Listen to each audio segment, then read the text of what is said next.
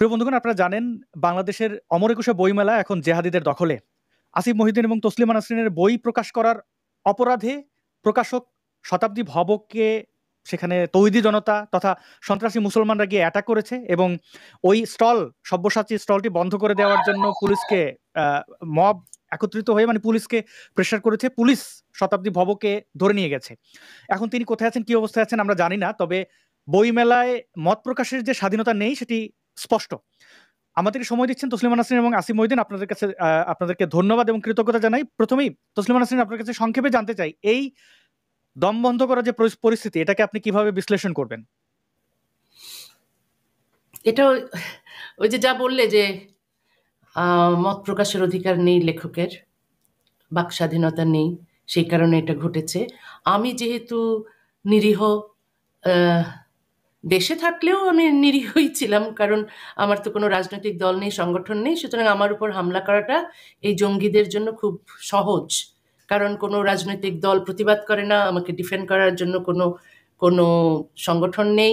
সুতরাং এই আমার বিরুদ্ধে হামলা তো এই প্রথম নয়, আগেও বইমেলায় হয়েছে 1991 সালে, 92 সালে, এমনকি 93 সালেও হয়েছে। আমার বই পুড়িয়ে দেওয়া হয়েছে এবং বইমেলা কর্তৃপক্ষ সব স্টল থেকে আমার বই উঠিয়ে নেওয়ার বা সরিয়ে নেওয়ার জন্য প্রত্যেকটা স্টলকে বলে দিয়েছিল। আর আমাকেও বইমেলায় নিষিদ্ধ করা হয়েছিল। 93 সালে পার্ল পাবলিকেশনে লজ্জা বইটা যখন বিক্রি হচ্ছিল, তখন আমার উপর শারীরিক হামলা হয়, স্টল ভাঙচুর করে, ওরা বই ছিনিয়ে নেয় এবং তখনও কর্তৃপক্ষ সব বই মেলার স্টল থেকে সরিয়ে নিতে বলে। তো এইটা নতুন কিছু নয়, আগেও সেই খালেদার সময় বা হাসিনার সময় এরকম ঘটনা ঘটেছে। আর এটা হচ্ছে সেগুলোরই কন্টিনিউয়েশন। আসলে চুম্বন বইটা তো ওরা পড়েনি, চুম্বন নামে একটা বই ছিল স্টলে, চুম্বন বইটা তো পড়েনি, শুধু আমার বিরুদ্ধে হামলা করা সহজ বলেই করেছে। ওরা কোনো বই পড়ে না, শুধু তসলিমা নাসরিন, আসিফ মহিউদ্দিনরা বই লিখলেই হয়। বইয়ের মধ্যে কি আছে, কি আছে, এই প্রশ্নটা করাই তো অবান্তর। লেখক কি লিখবেন সেটা কি এই মব, মোল্লা মুন্সি এরা ঠিক করে দেবে নাকি? তারা ওই আপনার বই দেখেছে, তাদের ধর্মীয় অনুভূতির আঘাত লেগেছে এবং তারা একত্রিত হয়ে যে তাণ্ডব চালিয়েছে, আমরা একে একে সেই ভিডিওগুলো দেখবো। আসিফ মহিউদ্দিন ভাইয়ের কাছে সংক্ষেপে জানতে চাই একটু, যে এই মেলা সম্পর্কে আপনি যদি একটু বলতেন যে কি দেখছেন। হ্যাঁ, তসলিমা নাসরিন ঠিকই বলেছেন যে 1990-এর দিকে, কিন্তু আমরা গত 20-25 বছর 30 বছরে তো এই ঘটনাগুলো আর পুনরাবৃত্তি দেখি নাই। ঠিক আছে, এখন কেন এরকম?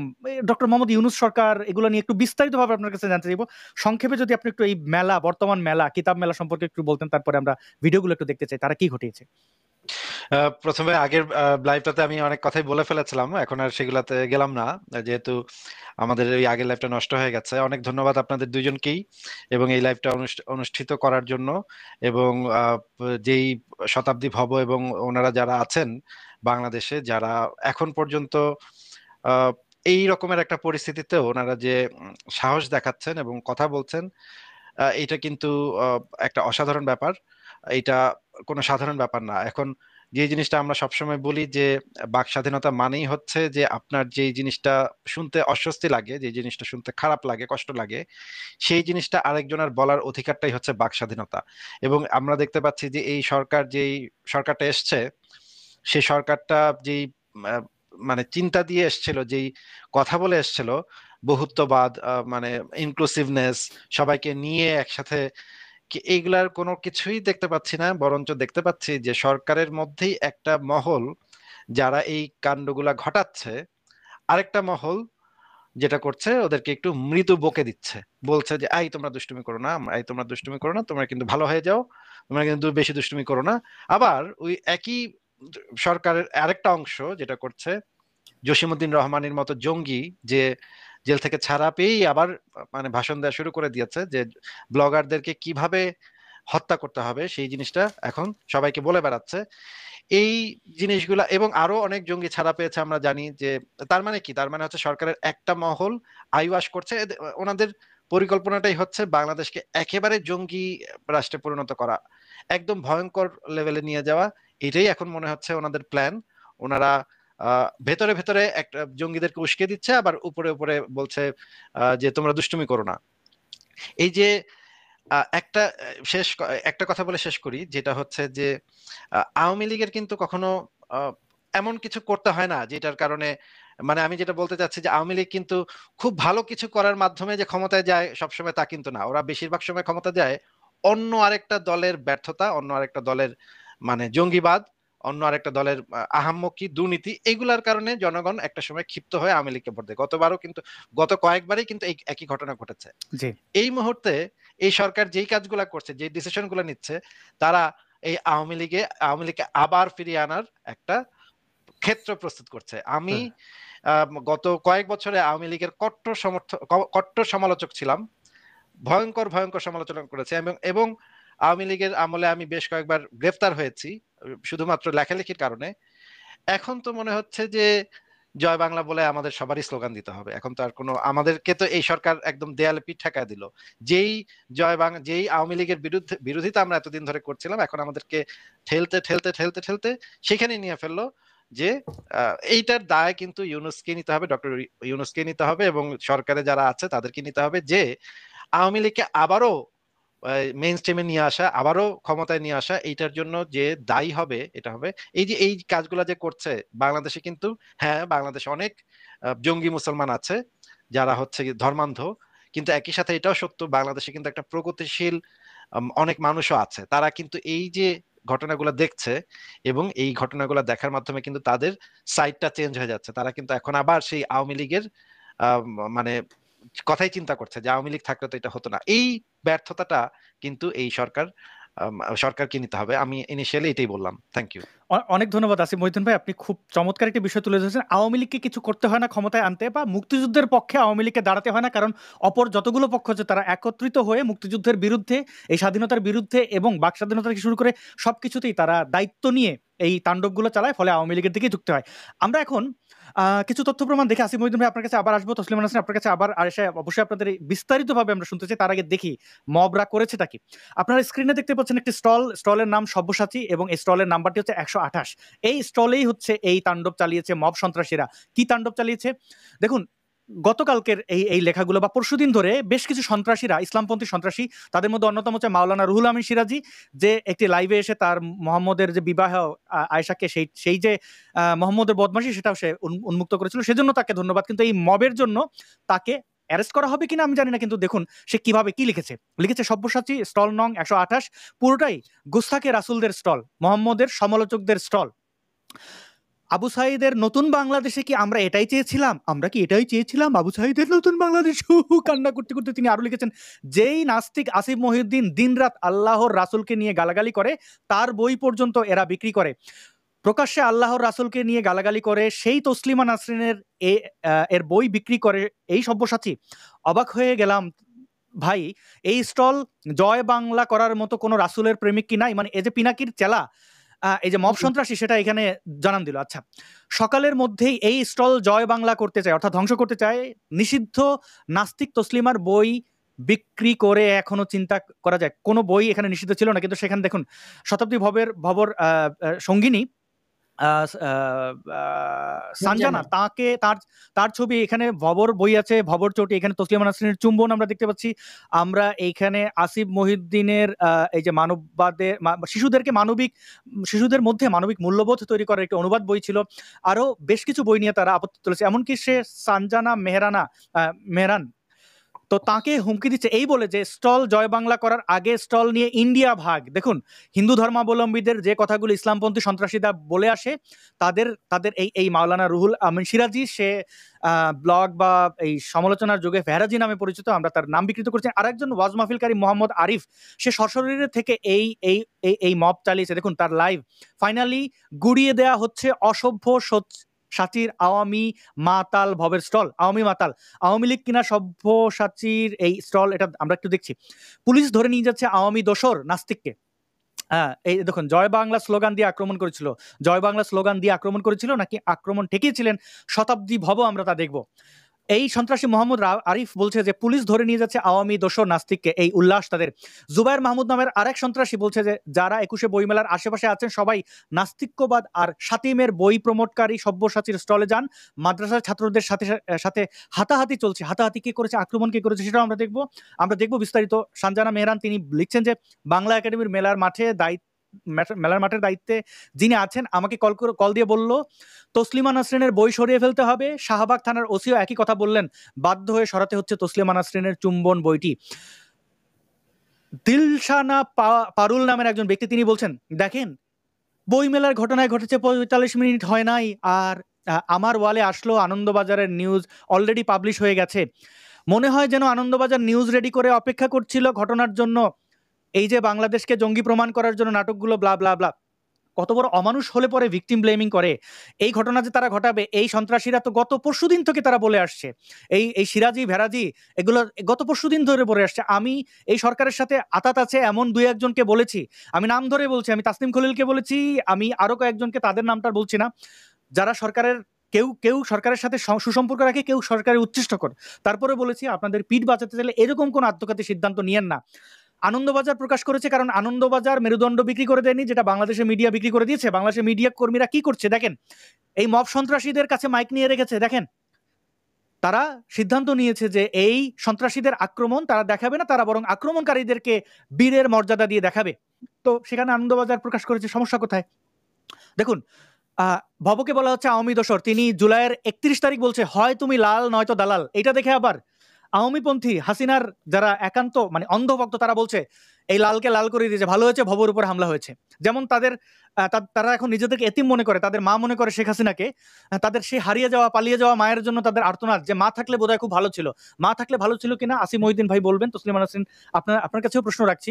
আমরা দেখি সেই সন্ত্রাসী মোহাম্মদ আরিফ, তাকে কি পুলিশ কখনো অ্যারেস্ট করবে এই সন্ত্রাস ঘটানোর জন্য? কি সন্ত্রাস ঘটেছে আমি ভিডিওতে আপনাদের দেখাচ্ছি, আমি ভিডিওতে দেখাবো। এই সন্ত্রাসীরা মুসান্না আল ফাইয়াজ, যে কোনো ছবি রাখিনি কারণ সে জঙ্গি, তো সে কি করেছে আমরা সেগুলো একে একে দেখাবো। আমরা দেখতে আমি খোঁজার চেষ্টা করেছি, হাসনাত আব্দুল্লাহ নামের এই যে মবন্নায়ক সমন্বয়ক, সে শেয়ার করেছে আরেকজন সাইদুর রহমান খান, তাদের গত 6 মাসে যা কিছু করেছে তা ধ্বংস করে দিয়েছে এই জিহাদি সন্ত্রাসীরা, তাদেরকে অ্যারেস্ট করা যাবে না, তারা আমাদের ভাই, তারা আবু সাইদের উত্তরসূরি বলে কান্নাকাটি করছে। কিন্তু তারা এমনটা করছে যেমন হাসিনা এসে এই স্টল বন্ধ করেছে। মাহফুজ আলম উজিরে খামাখা বলে খ্যাত, সেই উজিরে খামাখাও একই ধরনের কান্নাকাটি করছে যে কি করলো, আমাদের অর্জন রক্ষা করতে দিল না এই আমাদের জিহাদি তালিবানি ভাইরা। আমরা কি এই স্বাধীনতা চেয়েছিলাম? আমরা কি এই মবদের দেখতেছিলাম মবরা একটু রোয়েশ হয়ে মবগিরি করবে? সেটা না করে তারা এইভাবে আমাদের হাটে হাড়ি ভেঙে দিচ্ছে। হাটে হাড়ি কতটুকু ভাঙছে দেখাবো। দেখুন আজকের পত্রিকা নিউজ করেছে 10 ফেব্রুয়ারি বাংলাদেশ সময় 11টার দিকে সম্ভবত। তো বই মেলায় তসলিমার বই রাখায় ফেসবুকে পোস্ট, স্টল ভাঙচুর। কারা ভাঙচুর করেছে? তাদের টুপি দেখতে পাচ্ছেন, তালেবানি টুপি, তালেবানি রুমাল কাঁধে। এবং এই জিনিসগুলো কেন? আনন্দবাজার ঘটনার পরেই ভারতে তসলিমা নাসরিনকে একদিনে যতটুকু সম্মান দিয়েছে বাংলাদেশে তসলিমা নাসরিনের সারা জীবনে ততটুকু সম্মান দিয়েছে বলে আমার মনে হয় না। তো তারা তসলিমা নাসরিনের মর্ম বুঝে, জিহাদি সন্ত্রাসীরা মর্ম বুঝবে কি করে? এবং বাংলাদেশের জিহাদি সন্ত্রাসীদের দোসর হয়ে গেছে এখন এই মিডিয়াগুলো, তারা এই দেখেন রয়েশ হয়ে এই যে নিউজ, এগুলো হাস্যকর এবং খুবই নক্কারজনক। এইখানে দেখেন আব্দুল্লাহ আল নোমান, তিনি বলছেন প্রথমত আমি উত্তেজিত মোল্লাদের বিষয়টি প্রশাসনিকভাবে নিতে না পারার জন্য ধিক্কার দিই। আচ্ছা, উত্তেজিত মোল্লা। দ্বিতীয়ত বইমেলা জয় বাংলা স্লোগান দিয়ে উস্কানি দিল কে? জয় বাংলা স্লোগান কি বাংলাদেশের নিষিদ্ধ? তাহলে সেই স্লোগান দিলে উস্কানি হবে কেন? জয় বাংলা আমাদের মুক্তিযুদ্ধের স্লোগান। তারপরে বলছে ঘটনা ঘটার 40 মিনিটের মধ্যে আনন্দবাজার পত্রিকায় নিউজ করলো বইমেলায় জঙ্গি হামলা, সেখানে ইন্টারভিউ দিতে কিভাবে সানজানা মেহরান, মানে ঘটনা ঘটবে, মারবো কাটবো কিন্তু বলতে পারবা না, কোনো বলা যাবে না। এখানে মোহাম্মদ জাফর ইকবালের সাথে ছবি দিয়ে বোঝাতে চাইছে ভব সন্ত্রাসী। জাফর ইকবাল কি বাংলাদেশে কোনো সন্ত্রাসী? মোহাম্মদ জাফর ইকবাল?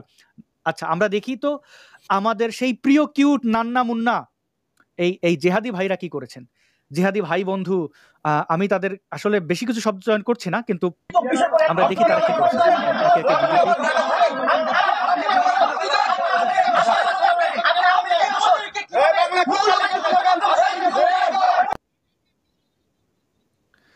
আওয়ামী লীগের দোসর বলে তার উপর হামলা করা হচ্ছে। শতাব্দী ভব আমার দেখা 2025 সালে অন্ততপক্ষে আমি নির্দ্বিধায় বলতে পারি তার মতো সাহসী মানুষ আমি দেখিনি। দেখুন তিনি কিভাবে প্রতিহত করেছেন।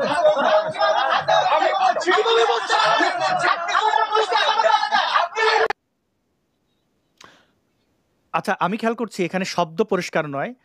যেহেতু শব্দটি পরিষ্কার নয়, আমি এই যে সন্ত্রাসী যার কাছ থেকে এই ভিডিওটি পেয়েছি তার দেখি তার প্রোফাইলে আছে কিনা ভিডিওটি, যদিও তারা জিহাদ করে। আচ্ছা হ্যাঁ, আমি তার প্রোফাইলই পেয়েছি, আমি সেখান থেকে দেখাচ্ছি। আমাকে একটু ক্ষমা করবেন, আমি নিখুঁতভাবে প্রেজেন্ট করতে চাই। এবং আপনারা জানেন যে আমরা আসলে কেউই প্রফেশনাল নই, মানে সাংবাদিকতা বা আমাদের এগুলো আসলে এই এই এই লাইভটি পূর্ব পরিকল্পিত নয়, মানে একটা গুছিয়ে করা যেত, কিন্তু সেটি পারছি না, ভুল ত্রুটি হলে ক্ষমা করবেন।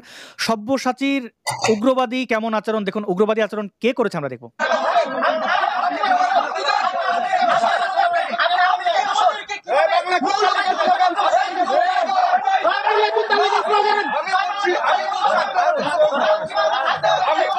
দেখতে পাচ্ছেন এখানে তালেবানি সন্ত্রাসীরা আছে, অন্যান্য মোল্লা মুশিরা আছে, এবং শতাব্দী ভব যিনি কিন্তু একজন জুলাই বিপ্লবের একজন অংশীদার। এখানে আসিফ নজরুল ভাই, আসিফ মহিউদ্দিন ভাই, আমি দুঃখিত এমন একটা লোকের নাম চলে আসলো, আসিফ মহিউদ্দিন ভাই, মানে এখানে এই যে উজিরে খামাখা, নাজিরে খামাখা, এদের দেখতে আসিফ নজরুলই মুখে চলে আসে।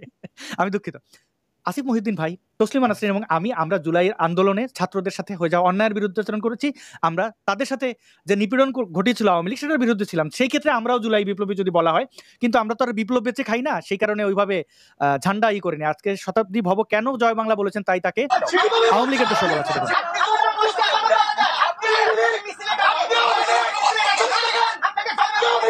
দেখুন কিভাবে থ্রেট করছে, আপনি আওয়ামী লীগ, আপনি আওয়ামী লীগ বলে।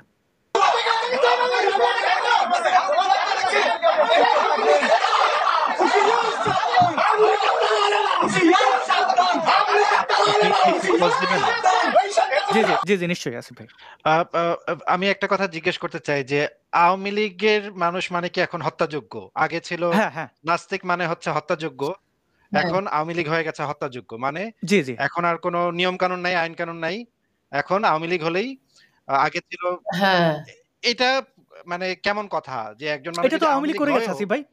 আসিফ ভাই আওয়ামী লীগ যখন এটা না আমি লক্ষ্য করেছি, জানো, এটা আমি লক্ষ্য করেছি কি, যদিও ওই নাস্তিকের বই ওখানে রাখা আছে, তসলিমার বই, একে করো, স্টল হামলা করো, এগুলো তো আওয়াজ দেওয়া হয়েছে, কিন্তু মব ভায়োলেন্সের পর, ওই আক্রমণ করার পর আমি দেখছি সবাই লিখছে তসলিমাকে আক্রমণ করো, কারণ সে জুলাই বিপ্লবের বিপক্ষে ছিল, সে আওয়ামী লীগ করে। এখন মানে নাস্তিকের উপর হামলার চেয়ে যে আওয়ামী লীগ, তসলিমা আওয়ামী লীগ করে এবং জুলাই বিপ্লবের বিপক্ষে ছিল, এটাই যথেষ্ট আমার উপর হামলা করার। আপনি তো জুলাই বিপক্ষে, তার মানে আপনি তো জুলাই আন্দোলনের বিপক্ষে ছিলেন না? জুলাই বিপ্লবের পক্ষে ছিলাম। তারপর 5 অগাস্টের পর যখন দেখছি তাদের মানে জিহাদিদের স্বরূপ বেরিয়ে পড়লো, তখন তো আমি সমালোচনা করছি এদের।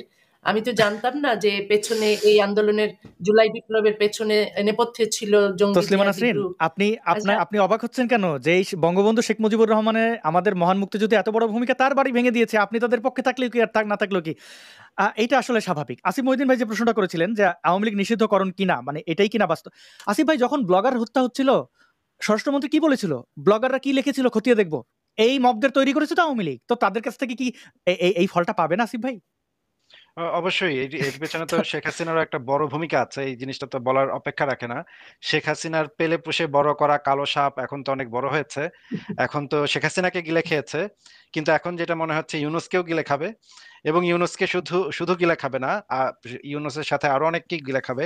আমি একটা কথা বলতে চাই যে এই যে আমি মোস্তফা সরোয়ার ফারুকী সাহেবের একটা সিনেমা দেখেছিলাম, সিনেমা অথবা নাটক কোনো একটা হবে, থার্ড পারসন সিঙ্গুলার নাম্বার, না, সেটার ভিতরে একটা ডায়লগ ছিল, কোন যে সিনেমাটা দেখলাম আমার খেয়াল নাই, কিন্তু এই সিনেমাটার ভিতরে একটা ডায়লগ ছিল যে ওকে নাস্তিক বইলা দেন, ওকে নাস্তিক বইলা তারপর পিটা মেরে ফেলেন। হ্যাঁ, মানে একজনকে মেরে ফেলতে হবে, বলতেছে যে আপনি মানে জনসমাবেশের মাঝখানে গিয়ে চিৎকার করেন যে ও নাস্তিক, তাহলে জনগণই এসে বাদ বাকি কাজ করে ফেলবে, পিটায় মেরে ফেলবে, আপনাদের আর কিছু করতে হবে না, খুব নির্বিঘ্নে আপনি একটা মানুষকে মেরে ফেলতে পারবেন। যখন আপনি দেখবেন যে একটা মানে কাটা, আপনার কোনো একটা শত্রু, আপনার কোনো একটা শত্রুতা আছে, আপনি জাস্ট গিয়ে বলবেন যে এ হচ্ছে সাতিমে রাসূল, একে আসো মেরে ফেলি, বা এ হচ্ছে নাস্তিক, আসো একে মেরে ফেলি। এই জিনিসটা আমরা আগে দেখে আসছি, বহু বছর, অনেক বছর ধরে দেখে আসছি, আমাদের অনেক ব্লগারকে নির্মম ভাবে হত্যা করা হয়েছে। এখন আমরা দেখতে পাচ্ছি যে আরেক মানে ইউরোপে যে উইচ হান্টিং হতো একটা সময়, এখন তারা করছে ডেভিল হান্ট। আপনারা দেখেন ইউরোপে যে মানে শতাব্দীর পর শতাব্দী ধরে যে নারীদেরকে মানে জীবন্ত পুড়িয়ে ফেলার যে ক্যাথলিক চার্চের যে ইয়াটা ছিল, সেইটা এখন একদম এক্সাক্ট নামটা নিয়ে তারা এসছে, ডেভিল হান্ট নাম নিয়ে। দেখেন একদম সিমিলার জিনিস, আওয়ামী লীগের কাউকে পেলে তারা এখন কি করবে, জীবন্ত জ্বালায় দিবে। সেই যে এখানে আছে আসিফ ভাই এই চমৎকার একটা কথা বলছেন, আমরা এই ভিডিওটা যদি দেখি এখানেই আছে যে এই ডেভিল হান্ট কোথায়, মানে এই শতাব্দী ভব ডেভিল, বাট এই একটা মানুষ পুরো সন্ত্রাসীদের সামনে দাঁড়াইয়া তার শির দ্বারা সোজা রেখে কথা বলছেন। আমি শতাব্দী ভবকে স্যালিউট জানাই। এবং এখানে আরো কিছু চক্রান্তের ব্যাপার আমি আনছি আসিফ ভাই, আমরা এই ভিডিওগুলো দেখে ফেলি যে কি কি আসলে এখানে হয়েছে, তারপরে আপনাদের মূল্যবান মতামত আমরা একটু শুনতে চাই আসিফ ভাই, কেমন? আমি সংক্ষেপে দেখি এখানে কি হয়, একটু ফাস্ট ফরওয়ার্ড করে দিয়ে আমি দেখি প্লেব্যাক স্পিডটা একটু বাড়াই দেই, দেখি এখানে কি বলছে। এই দেখুন এখানে স্পিডটা আমি নর্মাল রাখি, যে শতাব্দী ভব দেখুন যখন এরা নাস্তিকদের কালো হাত ভেঙে দাও গুড়িয়ে দাও বলছে এই সন্ত্রাসীরা, তখন শতাব্দী ভব সুস্পষ্ট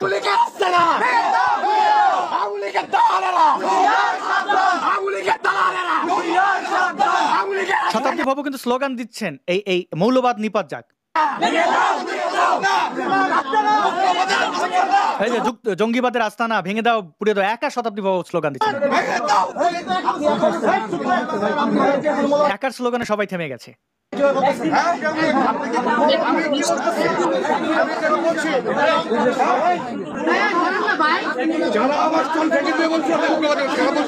যারা আমার স্টল ভেঙে দেবে তাদেরকে আমি উগ্রবাদী মৌলবাদী বলেছি।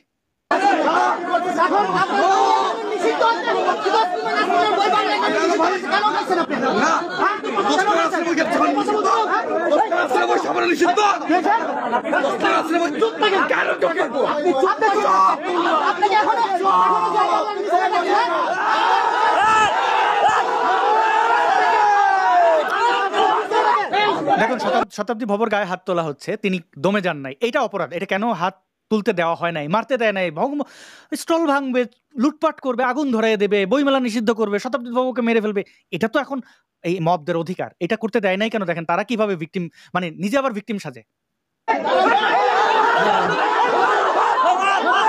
দেখেন কারা হামলা করছে, দেখেন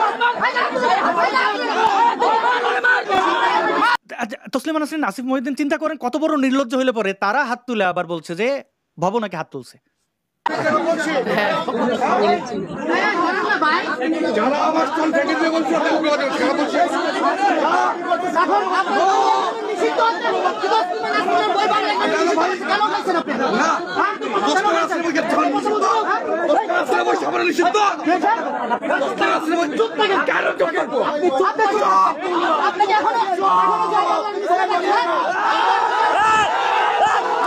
এখানে দেখবেন তার উপরে তিনি কিন্তু স্লোগান দিচ্ছেন, হ্যাঁ, মৌলবাদের আস্তানা। দেখুন দেখুন তাকে কিন্তু ঠেলে ফেলে দিল। দেখেন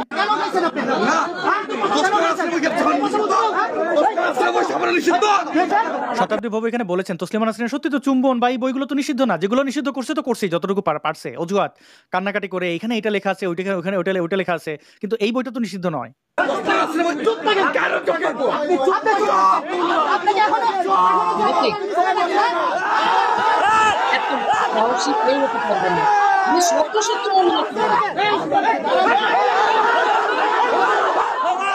দেখেন দেখেন দেখেন মার দেখেন, তারাই বললো মার দেখেন। আরেকটু দেখি এই জায়গাটা দেখেন,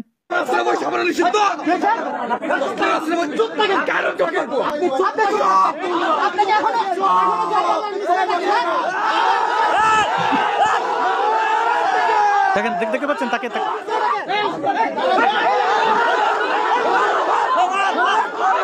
দেখছেন তাকে মারছে।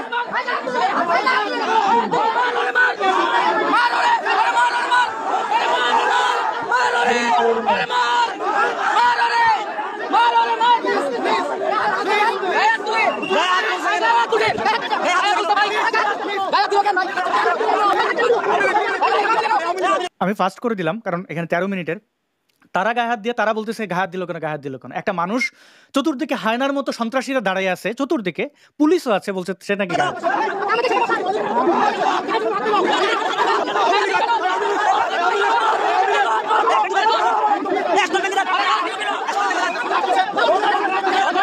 স্টল ভেঙে দেওয়ার কথা বলতে। দেখেন আমি একটু ভলিউমটা কমিয়ে দিচ্ছি, দেখেন আমি বলে যাচ্ছি কি করছি। দেখেন স্টল ভেঙে দেন, পুলিশ এসে থামাচ্ছে, স্টল না তারা স্টল ভাঙবে, এরকম ধাক্কা ধাক্কি চললো অনেকক্ষণ, পুলিশের ঊর্ধ্বতন কর্মকর্তা আসলো, জয় বাংলা স্লোগান কোথায় দিল আমরা শুনে নেই। দিলে জয় বাংলা স্লোগান তো নিষিদ্ধ না। দেখেন এরপরে আরো পুলিশ মোতায়েন, হ্যাঁ আরো পুলিশ, না পুলিশ তো মানে এই দেখেন আমি একটু সংক্ষেপ করছি, তারা এখন স্টলটা বন্ধ করে দেবে। অনেকে বলছে শতাব্দী ভব ক্ষমা চেয়েছে, না শতাব্দী ভব কোনো ক্ষমা চান নাই। তিনি সর্বশেষ দাঁড়িয়ে এইভাবে বলেছেন তোমাদের মতো জঙ্গিদের সাথে কথা বলবো না, এখানেই শেষ, এই বলে সরে গেছে।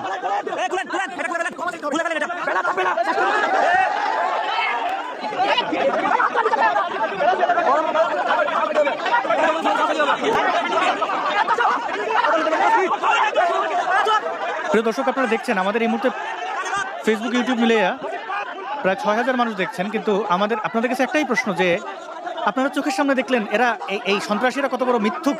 দেখুন শতাব্দী ভব বারবার বলছেন থামার জন্য, তিনি বারবার স্পষ্ট করেছেন তিনি এই স্টল বন্ধ করবেন না, মৌলবাদী সন্ত্রাসীদের জায়গা বই মেলায় না। দেখুন কিভাবে এই সন্ত্রাসীরা মব কিভাবে হানা দিচ্ছে, দেখেন উনি ওকে কান ধরতে বলেছেন শতাব্দী ভবকে, তিনি বলছেন নো, কোনো কম্প্রোমাইজ নাই। আমি স্যালিউট করি এই মানুষটার নিরাপত্তা এবং তাকে উদ্ধার করার আমাদের সবার দায়িত্ব, আমরা যে যেখানে আছি। দেখেন সে হাত জোর করে বললো তোমাদের আর হবে না, থামতেছে না কেউ, টাটা বাই বাই। এখন উনি তো আর এদের মতো সন্ত্রাসী না যে ভেতর থেকে 2টা ইট ছুঁড়ে মারবে, বইয়ের দোকানে তো ইট থাকে না, 2টা বই ছুঁড়ে মারবে, বই তো আর অস্ত্র না, কলমের অস্ত্র ভিন্ন অস্ত্র। দেখেন উনি কিন্তু বারবার ঠিক আছে টাটা, তোমাদের অসভ্যদের সাথে আর কোনো কথা নেই, উনি নেমে গেছেন। তারপরে স্টল বন্ধ করে দেওয়া হয়েছে। দেখেন এই ছবিটাকে, এই যে অসভ্য তোমাদের সাথে আর হবে না গেলাম, এই কথাটাকে অনেকে দেখাইছেন ছবি তুলে যে ক্ষমা চাইছেন, না ক্ষমা চান নাই, ক্ষমা চাওয়ার কথাও না এবং কোনোভাবেই না। এবং তারপর তাকে ধরে নিয়ে গেছে পুলিশ। এখন তিনি কোথায় আছেন আমরা জানি। আরো কিছু ভিডিও দেখবো, যেই ভিডিওগুলো থেকে আমাকে একটু সময় দেবেন আসিম ভাই এবং তসলিমা আপা। আচ্ছা আসাদ, দেখো পুলিশের কিন্তু উচিত ছিল এই যে যারা মব ভায়োলেন্স করতে এসছে, যারা এই জিহাদি জঙ্গিগুলো, এদেরকে অ্যারেস্ট করা, কারণ তাদের যেখানে ইউনুসের মতো যেখানে ইউনুসের মতো লোক যে নিজে একজন নাস্তিক, তার পুরো পরিবারে কেউ ধর্মচর্চা করে না, সেই লোকই নিজে থামাইতেছেন। আর পুলিশ সে তো 2 পয়সার মানে কি বলে যে 2 কলাম পয়রা সে মুসলমান হয়েছে, মানে যে ওই একটু নামাজ পড়ে, এটা করবে। পুলিশকে অর্ডার দিতে হবে, তাই না? পুলিশ অর্ডার দেবে না, পুলিশ এখন মবের হাত থেকে, এই সন্ত্রাসীদের হাত থেকে। তবে কিছু তরুণী সাহস করে এই সন্ত্রাসীদের বিরুদ্ধে ওই সময় বইমেলায় মিছিল করেছেন। আমরা সেই মিছিল দেখতে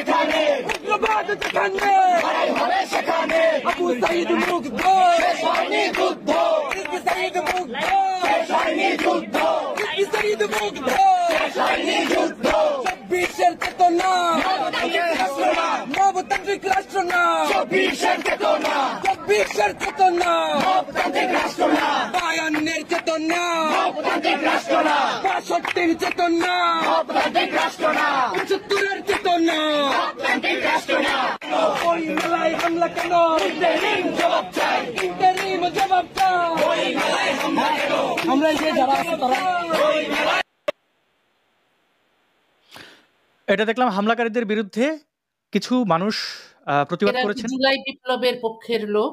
এটা তো এখন জুলাই বিপ্লব না বললে তো যে জুলাই বিপ্লবের সাথে ছিল তাকেও পর্যন্ত নাস্তিক বানিয়ে দিচ্ছে, কিছু করার নাই। এটাই বাংলাদেশ। তারা আমার একটা প্রশ্ন, বাকি 69 পর্যন্ত গেল, 71 কোথায় গেল? 71টা আমরা দেখতে পাই না, কারণ 71টা কেটে দিয়েছে বোধহয়। যিনি আপলোড করছেন তারও জীবনের ভয় আছে। 71 বলা বাংলাদেশ এখন ভয় আছে ভাই, এটা আমারও প্রশ্ন ছিল। 71 বলা মানে আপনি আওয়ামী লীগের দোষর, কারণ 71 মুক্তিযুদ্ধ আওয়ামী লীগের। না ওটা আওয়ামী লীগের। এরা সেই সব শিক্ষার্থী যারা 71 এখন নাই হয়ে গেছে। না ওরা স্বীকার করে নিছে ওইটা একমাত্র আওয়ামী লীগের, আর বাকি যা আছে এবং এই বর্তমান যে সরকার তারা 71 পরাজিত শক্তি, তারা আলবদর, তারা আলশামস, তারা রাজাকার, এর উত্তরসূরি, এটা বলতেছে তো তারা। এরা হচ্ছে জুলাই বিপ্লবের পক্ষের লোক, তারাও মাঠে নেমে রাস্তায় নেমেছিল, কিন্তু 71 বলতে পারে নাই। এবং ওরা এইরকম মবতান্ত্রিক সোসাইটি চাইনি, রাষ্ট্র চাইনি, এরা একটা ভেবেছিল আওয়ামী লীগ চলে যাবে, তারপর একটা সুস্থ গণতন্ত্র আসবে। এরা সেই মানে কি এই যে লালবদর বাহিনী যাদের বলা হয় বা জুলাই বিপ্লবী যারা, তাদের সেই অংশ যারা একটা সুস্থ সমাজ চেয়েছে, কিন্তু তারা ওই জঙ্গিবাদ চায়নি। এরকম তো আছে, সবাই তো আর জঙ্গিবাদ চায়নি জুলাইয়ে যারা পথে নেমেছিল। কিন্তু যারা জঙ্গিবাদ চায়নি তারা আজকে কোণঠাসা, তারা আজকে বিপদে, তারা আজকে মব সন্ত্রাসীদের হাতে জিম্মি। ভালো যে ওরা সামান্য প্রতিবাদ করেছে। জি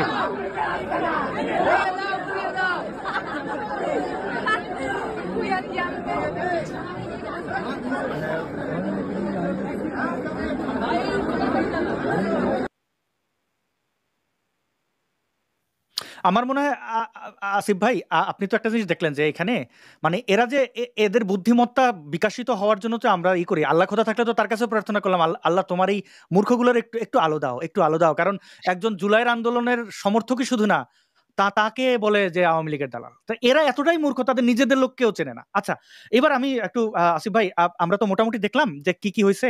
এখন আন্তর্জাতিক মিডিয়াগুলো এটাকে ভালোভাবেই এটা প্রতিবাদ করছে, কারণ এটা প্রতিবাদ করা যে কোনো মেরুদণ্ড সম্পন্ন মানুষ, যে কোনো মিডিয়ার দায়িত্ব। কিন্তু বাংলাদেশের বেশিরভাগ মিডিয়া ইউনূস সরকারের এই মব সন্ত্রাসীদের কাছে তাদের বিবেক, তাদের দায়িত্ববোধ সবকিছু বর্গা দিয়ে ফেলেছে। এবং এখন দেখলাম কিছু সন্ত্রাসীরা আরো এটা দাবি তুলতেছে, তাদের এক মানে প্রধানতম কষ্টের জায়গা হচ্ছে কেন আনন্দবাজার এটা প্রকাশ করছে। বাংলাদেশের মিডিয়া যে গোপন রাখছে, সেই গোপন আনন্দবাজার কেন রাখে নাই। দেখেন, আমি একটু স্ক্রিনটা লাস্ট একটু দেখাই নেই যে সর্বশেষ যে কি হইতেছে এখানে। অনেকগুলো পয়েন্ট, অনেকগুলো কিছু তারা তুলে ধরছে যে কেন মানে আনন্দবাজার প্রকাশ করতে পারবে না, এটা এই সন্ত্রাসীরা হামলা চালাবে, চালাবে। যাই হোক, আমরা একটু মাঝে মাঝে আমি দেখাচ্ছি কথার ফাঁকে। তসলিমা নাসরিন, আপনার কাছে যেতে চাই, বিস্তারিতভাবে একটু বললেন আপনার উপরে দমন নিপীড়ন, আপনার লেখালেখি, আপনি কি লিখছেন ওটা ম্যাটার না, তসলিমা নাসরিন লিখছেন। আসিফ মহিউদ্দিন কি লিখছেন ওটা বিষয় না, আসিফ মহিউদ্দিন লিখছেন, এটি হচ্ছে সমস্যা। আপনি এই বাংলাদেশে এই মব সন্ত্রাসীদের ভবিষ্যৎ কি দেখেন? তারা আজকে যে কাজটা করলো, অর্থাৎ বইমেলায় হামলা, এতে ইউনূস সরকার কি ধরনের জবাবদিহিতার মধ্যে পড়তে পারে বলে আপনি মনে করেন? এটা কি আওয়ামী লীগের হয়ে তারা গেছে? মানে এই মব সন্ত্রাসী কি আওয়ামী লীগের লোক, নাকি এরা ইউনূসের লোক? এরা কারা? না, এরা তো জঙ্গি জিহাদিরা তো এখন ইউনূসের লোকই, তারা গেছে। এবং যেহেতু সরকার থেকে এদের বাধা দেওয়া হয় না কোনো সন্ত্রাসী কার্যক্রমে, তাই এরা মনে করেছে যে সরকারের সম্মতি আছে। আসলে তো সরকারের সম্মতি আছেই, তা না হলে তো আইন শৃঙ্খলা বাহিনীকে বলা হতো যে কোনো জায়গায় যেন এই মব সন্ত্রাসীরা না যেতে পারেন, এবং এইভাবে যেন লুটপাট, ভাঙচুর, পোড়ানো এসব না করতে পারে। কিন্তু তা তো বলা হয়নি, বরং এদেরকে এক ধরনের লাইসেন্স দিয়ে দেওয়া হয়েছে যে তাদের যেখানেই তারা আওয়ামী লীগ পাচ্ছে বা যেখানেই ছাত্রলীগ পাচ্ছে, এটা বলেই দেওয়া হয়েছে, যুবলীগ পাচ্ছে, তাদেরকে হয় তাদের বাড়িঘর ভেঙে ফেলো, তাদেরকে বাড়িঘর পুড়িয়ে দাও, তাদের জিনিসপত্র লুটপাট করো, এবং তাদেরকে হয় মেরে ফেলো নয়তো নির্যাতন করো। তো এইগুলো তো তারা লাইসেন্স পেয়ে গেছে এবং সেগুলো তো করছেই। এবং তারা এরপরও যে কোনো নাস্তিক দেখলে বা কোনো মুক্তচিন্তক দেখলে তারা তাও করছে, তাদের উপরও হামলা করছে, এবং হামলার ব্যাপারে তো কোনো বাধা নেই। তারা নিশ্চিন্তে, নির্বিঘ্নে, নিরাপদে হামলা করে যাচ্ছে। এবং ওই যে যেটা আসিফ বলল যে কিছুটা ওই আর কি বকে দেওয়া হয়, সেগুলো দেওয়া হয়, কিন্তু আসলে তো যদি যদি এই সরকার এই মব ভায়োলেন্সের বিরুদ্ধে থাকতো, তাহলে তো এদের অ্যারেস্ট করতো, যারা যে মব এসেছে বইমেলায় ভাঙচুর করতে বা অ্যাটাক করতে, লেখককে, প্রকাশককে, তাদের তো কাউকে অ্যারেস্ট করা হলো না, দেখলাম না তো। হ্যাঁ, বরং বরং সরিয়ে নেওয়া হলো কোথায়, কাকে? প্রকাশককে। বরং বন্ধ করা হলো বইয়ের স্টল। হ্যাঁ, তা আমরা তো দেখছি উল্টো, যে একই রকম সেই পুরনো কথা মনে পড়লে মনে তো পড়ে যে আমার বিরুদ্ধে ফতোয়া দেওয়া হয়েছিল, আমার ফাঁসির দাবি চেয়েছিল সেই ইসলামী মৌলবাদীরা, দিনের পর দিন তারা হাজার হাজার, 50,000, 1,00,000 লোক রাস্তায় নামতো। কি কি আমি নাকি ধর্মীয় অনুভূতিতে আঘাত দিয়েছি, এই যে ফতোয়া বাংলাদেশে নিষিদ্ধ, আবার মাথার দাম যে ঘোষণা করেছে বাংলাদেশে নিষিদ্ধ, তখনকার সরকার কি তাদের কাউকে অ্যারেস্ট করেছে? কাউকে করেনি, বরং আমার বিরুদ্ধে গ্রেফতারি পরোয়ানা জারি হয়েছে, আমাকে দেশ থেকে তাড়িয়ে দেওয়া হয়েছে। কিন্তু যারা কালপ্রিট, যারা দোষী, যারা অপরাধী, তাদের বিরুদ্ধে তো কোনো অ্যাকশন নেওয়া হয়নি। এবং এরই কন্টিনিউশন চলছে, ইউনূস সরকারের সেটাই করছে, যে যারা মানে নিরীহ মানুষের উপর যারা হামলা করছে, যারা বাক স্বাধীনতার বিরুদ্ধে, যারা মত প্রকাশের অধিকারের বিরুদ্ধে, যারা গণতন্ত্রের বিরুদ্ধে, তাদের তাদের বিরুদ্ধে কোনো অ্যাকশন নেওয়া হয় না, অ্যাকশন নেওয়া হয় মুক্ত চিন্তকদের বিরুদ্ধে। এই তো হয়ে অনেক ধন্যবাদ। আসছে। জি, এটা আসলে খুব লজ্জার। আমরা যদি এখন আরেকটা জিনিস দেখি, খারাপ লাগছে এটা দেখাইতে, কিন্তু দেখা উচিত আমাদের জেনারেশন কারা, মানে বাংলাদেশ এখন কারা কাদের হাতে। দেখেন, ফিল্ম সার্কাজম নামের একটা জায়গা থেকে এগুলো এই সমন্বয়কদেরই লেখা, বলছে যে ঘটনা 40 মিনিটের কম সময়ের মধ্যে এই সাহা মা গয়বর্গীয় একটা জিনিস লিখেছে, বুঝতেই পারছেন। তারা শাহবাগীদের এইভাবেই লেখে, তাদের মা বোনদেরকে এরা ঘরেও এইভাবে ডাকে।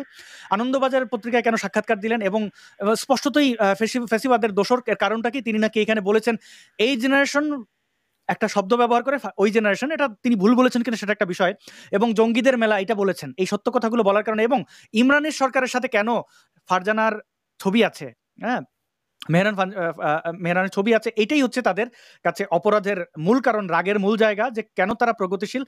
আসিফ মহিউদ্দিন ভাই, আপনার কাছ থেকে বিস্তারিত জানতে চাই যে আপনি এইটাকে কিভাবে বিশেষায়িত করবেন। আপনি খুব চমৎকার একটা পয়েন্ট তুলে ধরেছিলেন, আওয়ামী লীগ ক্ষমতায় আসার জন্য তাদের কিছু করতে হয় না।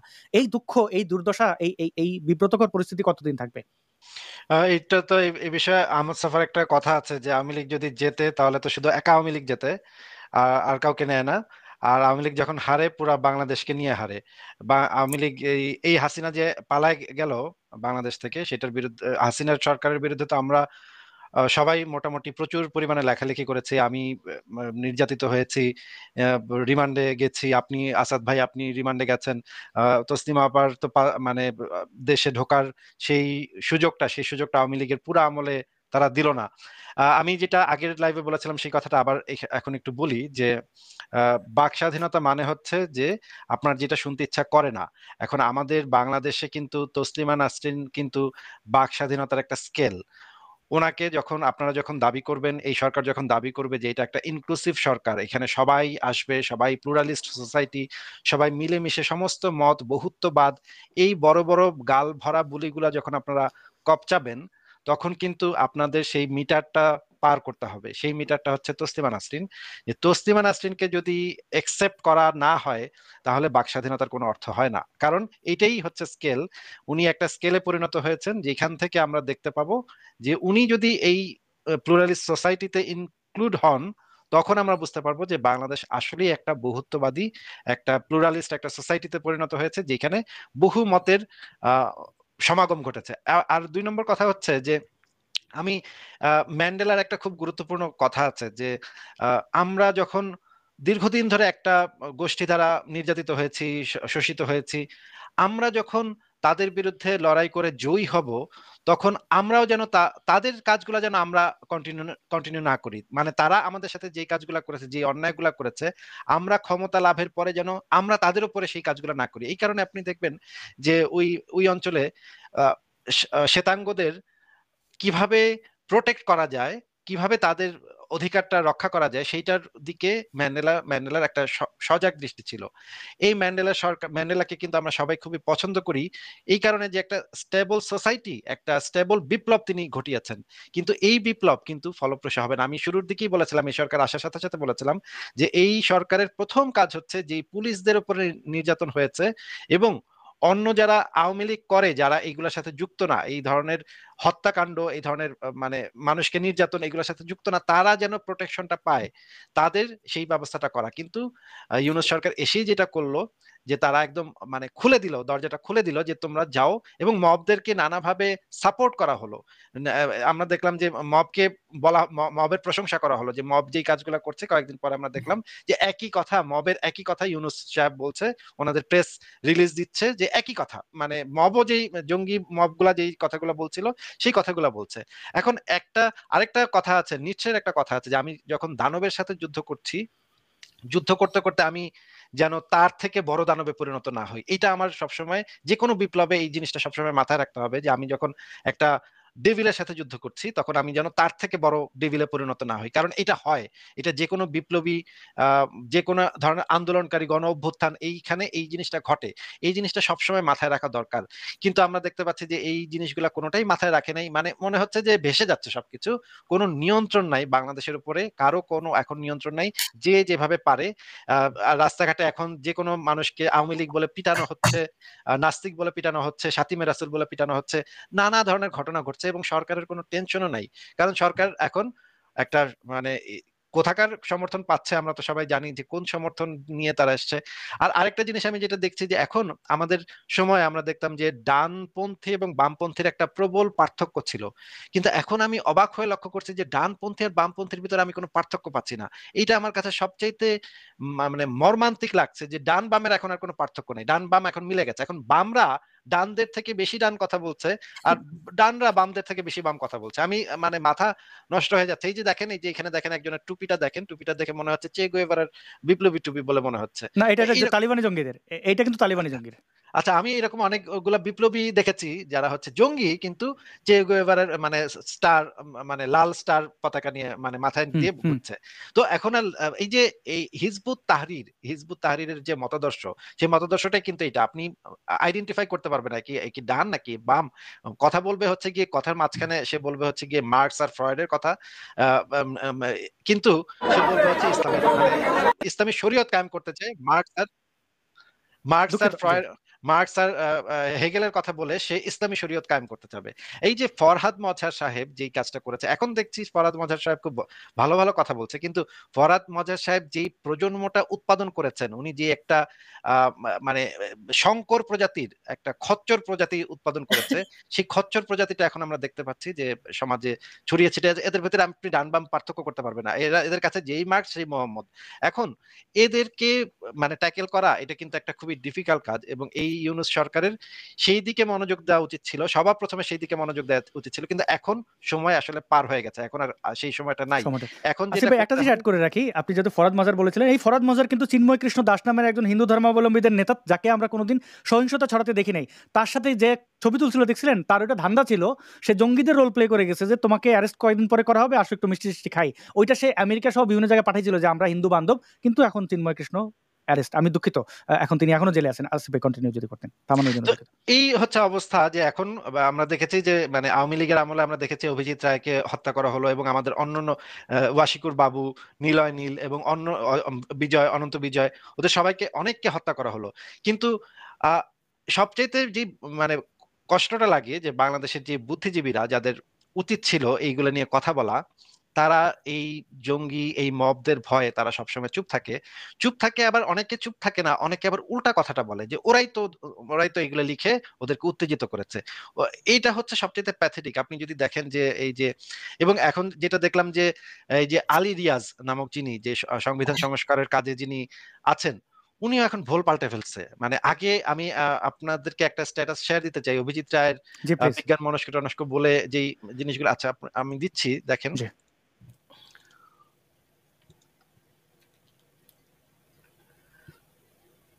দেখেন এখানে আলী রিয়াজ সাহেবের যে মানে স্ট্যাটাসটাতে বলা হচ্ছে, মুক্তমনা বিজ্ঞান মনস্ক যুক্তিবাদী স্বাধীন চিন্তার মানুষ অভিজিৎ রায়, আমি উপরের বাক্যে অতীতকাল ব্যবহার করতে অস্বীকার করছি, মুক্তির বুদ্ধি ইত্যাদি ইত্যাদি সমর্থন করছে যে এই যে এই হত্যা করা হলো। এই যে 27শে ফেব্রুয়ারি, দেখেন ডেটটা দেখেন, 27শে ফেব্রুয়ারি 2015। এই যে এখন দেখা যাচ্ছে তারা রাষ্ট্রধর্ম ইসলাম করবে। হ্যাঁ, এখন দেখেন কিভাবে মানুষের চরিত্রগুলো পরিবর্তন হয়ে যায়। হ্যাঁ, কি কোথা থেকে সে কই লাভ দিল। তারপরে আপনি যদি এবং এটা কিন্তু বাংলাদেশে কিন্তু আরো অনেক নাস্তিক আছে। এখন আমি যেটা চিন্তা করি যে আমরা যদি যেটা করতাম, যে আমরা যদি এই থ্রেডটাকে ডিস্ট্রিবিউট করতে পারতাম, আমরা যদি সবাই মিলে বলা শুরু করতে পারতাম যে আমরাও তসলিমা নাসরিন, আমরাও অভিজিৎ রায়, এই কথাগুলো যদি আমরা সবাই মিলে বলা শুরু করতে পারতাম, তাহলে কিন্তু থ্রেডটা ডিস্ট্রিবিউট হয়ে যেত আমাদের মধ্যে। তখন কিন্তু জঙ্গিরা কতজনকে হত্যা করবে, যখন তারা দেখতে পাবে সামনে হাজার হাজার তসলিমা, হাজার হাজার অভিজিৎ রায়, হাজার হাজার ওয়াশিকুর বাবু, তখন কিন্তু তাদের আর কিছু করার থাকবে না, তখন তারা থামতে বাধ্য হবে। এই জঙ্গিবাদকে থামাবার আমি মনে করি এইটা একটা সবচেয়ে ভালো পন্থা, যে আমাদের সবার অভিজিৎ রায় হয়ে যেতে হবে, সবার তসলিমা নাসরিন হয়ে যেতে হবে। কিন্তু আমি দেখতে পাচ্ছি যে বাংলাদেশে যারা বুদ্ধিজীবী আছেন, এই যে যেমন ধরেন আমি একজনের কথা বলি, আনু মোহাম্মদ সাহেবকে আমি অত্যন্ত সম্মান করি। উনি অত্যন্ত গুণী একজন লোক, গুণী একজন মানুষ। ওনারও কিন্তু একটা বই আছে। হ্যাঁ, বইটা কিন্তু এই মানে আপনি যদি মানে ইলিয়াস এবং প্রশ্নের শক্তি, ওই বইটার প্রশ্নের শক্তি অংশটাতে আমার কাছে আছে বইটা, আমি আপনাদেরকে বের করে দেখাতে পারি।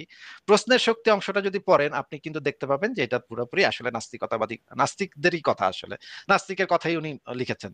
এখন উনি কিন্তু দেশে আছেন, আমি চাই না ওনার উপর আক্রমণ হোক, কিন্তু উনি কিন্তু করতে পারতেন, ওনারা কিন্তু এটা বলতে পারতেন যে আমরা সবাই অভিজিৎ রায়, হ্যাঁ, আমরা সবাই এইটার সাথে আছি, সব্যসাচীর সাথে আমরা সবাই আছি, আমরা কোনো ধরনের বাক স্বাধীনতা হরণ হোক এটা আমরা চাই না।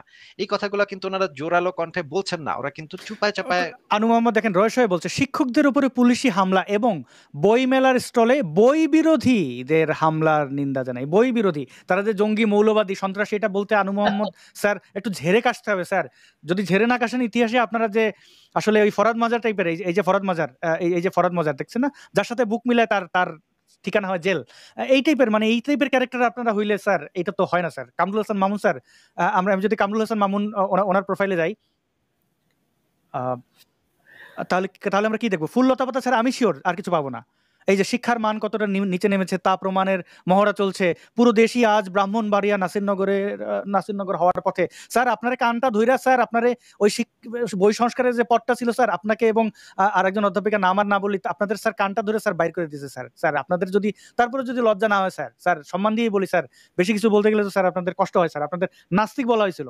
তারপরে আমাদের শিক্ষকদের আমি জানি না এটা কিভাবে বললে তারা শুনবেন, কিন্তু শোনা তো উচিত। এইটাই হচ্ছে আমার কাছে যেটা মনে হয় যে মেইন সমস্যা, যে আমাদের যারা প্রগতিশীল বুদ্ধিজীবীরা ছিল তারা সবচাইতে বাটপার, সবচাইতে ভণ্ড। তারা হচ্ছে গিয়ে সরকারের কিছু সুযোগ সুবিধা এবং এই মবের ভয়ে তারা কখনোই মুখ খোলে না, এবং তারা এই না, তুমি জিনিসটা। যদি আসিফ, তুমি যদি বলো যে এইটার ভয়ে, তখন কিন্তু জাস্টিফাই করা হয় তাদের চুপ থাকা। তুমি এটা বলবে কেন যে ওদের ভয়ে তারা কিছু বলে না? না, তাহলে জাস্টিফাই করি না তসলিমা নাসরিন, জাস্টিফাই আপনি করা তো হয়। আপনি তুমি যদি বলো যে ওদের ভয়, কারণ ভয়টা মানুষের সহজাত প্রবৃত্তি। উনি একটা ভয় যদি পাবেন না, না না তসলিমা নাসরিন, আপনি যদি ভয় পাইতেন, আপনার যে শিক্ষাগত যে মর্যাদায় আপনি ছিলেন, আপনি চিকিৎসা পেশায় একটা মহান পেশায় ছিলেন, আপনি তো তাদের কোন পর্যায়ে, মানে আমি কারোর সাথে তুলনা করছি না, আপনি তো ভয় পান না, আপনি তো কথা বলেছেন। ওনারা মেরুদণ্ড কেন বিক্রি করবেন? তাহলে ওই শিক্ষাগত পেশায় কেন ওনারা সেটাই আমি ঢেঁড়স চাষ বলছি করবেন? কি যে প্রগতিশীল বুদ্ধিজীবী যারা আছে তাদের চরিত্র তো আমি বেশ জানি, কারণ আমার উপর যখন হামলা হয়েছে তারা কি চুপ ছিল না? আমাকে যখন দেশ থেকে বের করা হয়েছে তারা কি চুপ ছিল না? আবার একের পর এক বই যখন খালেদা এবং হাসিনা ব্যান করেছে, কেউ কেউ কি কথা বলেছে বই ব্যানের বিরুদ্ধে? কেউ কথা বলেনি। সুতরাং তাদের চরিত্র আমি জানি, তারা সুবিধাবাদী চরিত্র। তারা ওর ভয়ে মুখ খুলছে না এমন পরিস্থিতি তখন ছিল না। একটা বই ব্যান করছে হাসিনা এবং খালেদা বা খালেদা, তখন তাদের কিন্তু সেই ছিল, সুযোগ ছিল এইসবের বিরুদ্ধে প্রতিবাদ করা। আমাকে যখন মৌলবাদীরা আক্রমণ করেছিল, ফিজিক্যাল অ্যাটাক বাংলাদেশের 1993-92 সালে, তখন কি বইমেলা বইমেলাতে তো কবি সাহিত্যিক বুদ্ধিজীবীরা ছিল, কেউ কোনো প্রতিবাদ করেছে? কেউ করেনি। সুতরাং এদের চুপ থাকা নতুন কিছু নয়। আরেকটা জিনিস যে আসিফ বলল যে যে বামপন্থীরা কি করে ডানপন্থী হয়েছে, বামপন্থীরা অনেক আগেই নষ্ট হয়ে গেছে। অনেক আগেই তারা ইসলামিস্টদের পক্ষ নিয়ে কথা বলছে, শুধু বাংলাদেশে নয়, পৃথিবীর সর্বত্র এই বামপন্থীরা। সুতরাং যে যে ইসলামিস্টরা নারীর অধিকারের বিরুদ্ধে, হ্যাঁ, যারা নারী বিদ্বেষী, যারা মানবাধিকারের বিরুদ্ধে, সেই ইসলামিস্টদের পক্ষ নিয়ে সেই জিহাদিদের ডিফেন্ড করছে না বামপন্থীরা? সব পৃথিবীর ইউরোপ, আমেরিকা এবং ভারতীয় উপমহাদেশে এবং অন্যান্য জায়গায় করছে।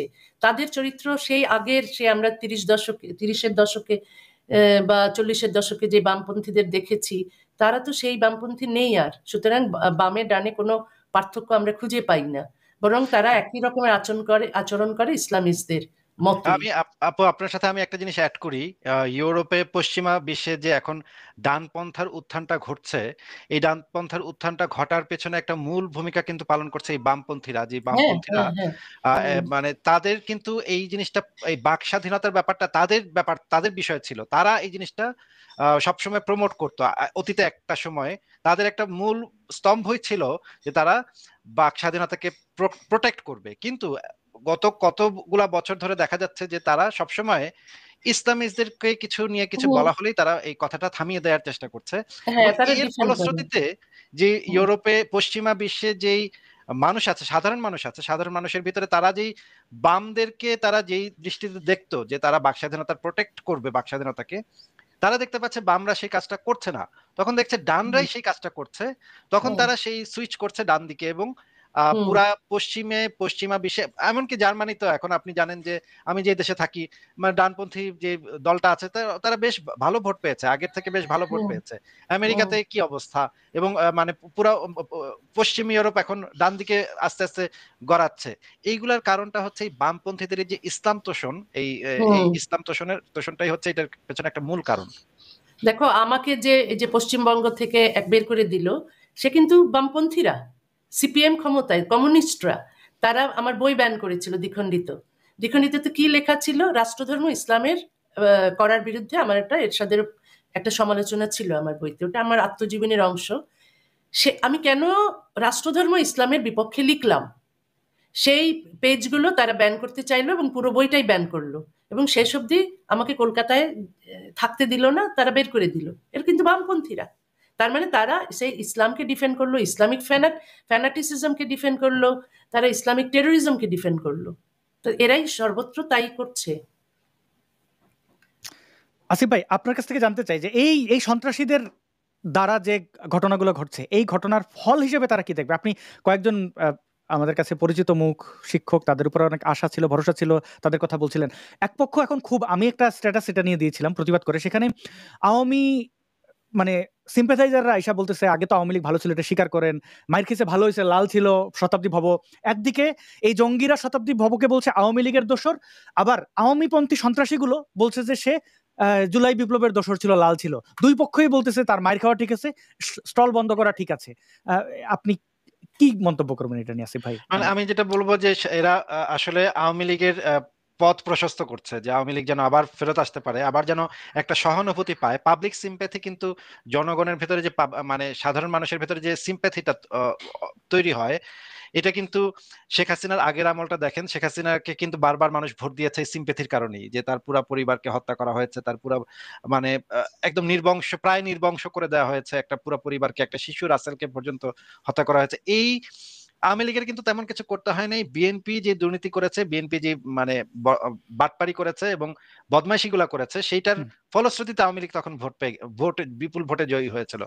এখন আবার দেখা যাচ্ছে যে সেই পরিস্থিতি সৃষ্টি করা হচ্ছে। আমরা কিন্তু আওয়ামী লীগের বিরুদ্ধে, আওয়ামী লীগের যে দমন পীড়ন এবং আওয়ামী লীগের যে বাক স্বাধীনতা হরণ, এগুলো নিয়ে দীর্ঘদিন কথা বলছি। এখন আমাদেরকে ঠেলতে ঠেলতে এমন জায়গাতে নিয়ে যাচ্ছে তারা, যে এখন কিন্তু সবারই বলতে হবে যে জয় বাংলা, সবারই এখন বলতে হবে জয় বাংলা, বলতে তারা আমাদেরকে বাধ্য করছে। এখন এই যে তাহলে কি আসলে গৃহযুদ্ধের দিকে আমাদেরকে ঠেলে দেওয়া হচ্ছে? এই ইউনূস সরকার কি গৃহযুদ্ধের দিকে ঠেলে দিচ্ছে আমাদেরকে? তাই তো মনে হচ্ছে। আর জয় বাংলার ব্যাপারটা হচ্ছে যে তারা জয় বাংলাটাকে আওয়ামী লীগ যেরকম দখল করেছে, আর তারা এসে জয় বাংলা দখল করাটাকে বৈধতা দিচ্ছে না। হ্যাঁ, এটা আওয়ামী লীগেরই স্লোগান, এটা তো মুক্তিযুদ্ধের সবার স্লোগান। জয় বাংলা ইউনূসও বলবে, জয় বাংলা ইউনূস বলবে না কেন? যে জয় বাংলার উপরে দাঁড়াইয়া আজকে সে উপদেষ্টা হয়েছে, প্রধান উপদেষ্টা। বাংলাদেশ না হলে কি পাকিস্তান তার মতো, আমি দুঃখিত, তাদেরকে আর কি বলি, পাপেট বলবো, সেটা তো পাপেট। এগুলো তো আসতেছে আন্তর্জাতিক মিডিয়া, দেখতেছি যে আমেরিকান এই যে ইউএস এইড তাদের কিভাবে অর্থায়ন করছে, বাংলাদেশের বুদ্ধিজীবীদের কিভাবে কিনছে, হ্যাঁ, কাদের কাদের কিনছে, কোন কোন এলজিবিটি কিউ কমিউনিটির মধ্যে কাউকে কাউকে কিনছে। তো এরা যে পশ্চিমের পাপেট, সেই পাপেটগিরি তো সে করতেই পারতো না বাংলাদেশ না থাকলে। তার গ্রামীণ ব্যাংক হইতো নাকি, পাকিস্তান ব্যাংক নাম দিতে হইতো। তো এই ইউনূসরা তারা কেন জয় বাংলাটাকে আওয়ামী লীগের স্লোগান হিসেবে স্বীকৃতি দিচ্ছে, বা আমরা কেউ বলতে গেলে কেন বাধা দিচ্ছে? আসিফ ভাই। তসলিমা আপা, আপনি কি কিছু বলবেন? আমি 1 মিনিটের মধ্যে আসছি, সরি। জি, তসলিমা আপা, এই একই প্রশ্ন আপনাকে করতে চাইছিলাম যে আজকে জয় বাংলা স্লোগান, জয় বাংলাটা তো আপনারও স্লোগান, আমারও স্লোগান, আমাদের মুক্তিযুদ্ধের স্লোগান, আমাদের অস্তিত্ব, আমাদের এই যে স্বীকৃতি দেশ হিসেবে বাংলাদেশ, সেই স্লোগানটাকে কেন ইউনূস গ্যাং এবং সন্ত্রাসীরা আওয়ামী লীগ বলছে? আসলে ওই যে আওয়ামী লীগ স্পেশালি শেখ হাসিনা তো এইরকম ভাবে দেখিয়েছে যে জয় বাংলা তাদের স্লোগান, মানে আওয়ামী লীগের স্লোগান। সেই জন্য ওইটাকে এটার পেছনে আওয়ামী লীগের দোষটাও আছে, কারণ আওয়ামী লীগের আসলে জয় বাংলা যে সবার, সেটা কিন্তু প্রচার করতে পারেনি, মুক্তিযুদ্ধের ইতিহাসটা মানুষের ভেতরে দিতে পারেনি। এই যে শিশু কিশোর, তারা যে এই যে আজকে যারা জঙ্গি, জিহাদি, এবং এই যে জেনজি যাদেরকে বলি, জেনারেশন জি, এরা তো শেখ হাসিনার আমলেই বড় হয়েছে। এরা বয়স কত? 17, 18, 19, 20। এরা তো জন্মেই শেখ হাসিনার শাসনামল দেখেছে। তাহলে এরা জয় বাংলা বলতে শেখেনি কেন? এরা মুক্তিযুদ্ধের ইতিহাস জানে না কেন? তার মুক্তিযুদ্ধের প্রতি তাদের শ্রদ্ধা নেই কেন? এই দায়টা কিন্তু হাসিনার। হাসিনা এটা শেখাতে পারেনি, হাসিনা এটাতে মন দেয়নি, কারণ হাসিনা এমনভাবে দেখিয়েছে, এমনভাবে প্রচার করেছে যে মুক্তিযুদ্ধের ইতিহাসটা আওয়ামী লীগের, জয় বাংলা স্লোগানটা আওয়ামী লীগের। সুতরাং যেমন করে ওটাকে কুক্ষিগত করেছে, এই সবার ব্যাপারটা, মুক্তিযুদ্ধ যে সবার যুদ্ধ ছিল, এইটা যেহেতু তারা সেইভাবে মানুষের ভেতরে ছড়িয়ে দিতে পারেনি, জয় বাংলা স্লোগানটাকেও মানুষের ভিতরে ছড়িয়ে দিতে পারেনি, এখন ইউনূস সরকার সেটাকে ইউজ করছে। এখন তারা বলছে হ্যাঁ জয় বাংলা স্লোগানটা আওয়ামী লীগের, সুতরাং এটা জাতীয় কোনো স্লোগান নয়। সুতরাং এখন এই মব কালচার যেটা গড়ে উঠেছে ইউনূসের আমলে, তারাও সেই একই ব্যাপার, মানে জয় বাংলা যেই বলবে তাকে মেরে ফেলবে, আওয়ামী লীগের পক্ষে যে ছিল, যে সমর্থক ছিল, যে সদস্য ছিল, সবাইকে মেরে ফেলবে। এটার এক ধরনের লাইসেন্স পেয়ে গেছে এবং এগুলোকে বাধা দেওয়া ইউনূস সাহেবের অবশ্যই এটা খুবই জরুরি। না হলে আসিফ যেটা বলেছে যে আওয়ামী লীগের হাতেই দেশ দিয়ে দেবে, আমার সেটা মনে হয় না যে আওয়ামী লীগ আবার সেই জনপ্রিয়তা পেয়ে যাবে এই মব ভায়োলেন্সের কারণে। কারণ আওয়ামী লীগের শাসনামলে যারা খুব ভিকটিম হয়েছে, ওরা খুব নিগৃহীত হয়েছে যারা, তারা তারা আওয়ামী লীগকে সহজে আনবে না। তবে যেটা জরুরি এইভাবে মব ভায়োলেন্সের শিকার মানুষ যেভাবে হচ্ছে সেগুলো বন্ধ হওয়া দরকার এবং নির্বাচন খুব শীঘ্রই দেওয়া দরকার। নির্বাচনে যেই আসুক, সুষ্ঠু নির্বাচন হওয়া জরুরি এবং যেই আসুক। তসলিমা নাসরিন, আপনাকে তো এখন আরো বকাঝকা করার লোক বেড়ে যাবে। এতক্ষণ তো এই যে পালিয়ে যাওয়া প্রধানমন্ত্রীর যারা সমর্থকরা, তারা তো বিশ্বাসই করতে পারে না যে তাদের আপাকা মা পালিয়ে যেতে পারে। তারা এখনো বিশ্বাস করে বাংলাদেশের প্রধানমন্ত্রী শেখ হাসিনা এবং বলে কিন্তু মাননীয় প্রধানমন্ত্রী। তারা একটু আসিফ ভাইয়ের কথা একটু আশা টাশা পেয়েছিল, এই বুঝি কালকে তাহলে চলে আসবে। হয়তো এখানে কমেন্ট অনেকে করছিল ভাই কালকে কি চলে আসবে, আপনি তো দিলেন। আসিফ ভাই, না আওয়ামী লীগের বিশেষ করে শেখ হাসিনার সমালোচনা, তার যে মোল্লা তোষণ এবং এইভাবে দেশকে সর্বনাশের দিকে নিয়ে যাওয়া, অন্ধকারের দিকে ছুঁড়ে ফেলা, এটা তো বিরাট ভূমিকা ছিল শেখ হাসিনার। সেটা তো আমি এই 15 বছর বলে আসছি। জননী হয়েছিলেন উনি, এখন ওনার সন্তানেরা এখন মানে বড় হয়েছে, বাবার বাড়ি ভেঙে 32 ভেঙে ওখানে তাহাজ্জুদ পড়তেছে, তারা এখানে নামাজ পড়তেছে।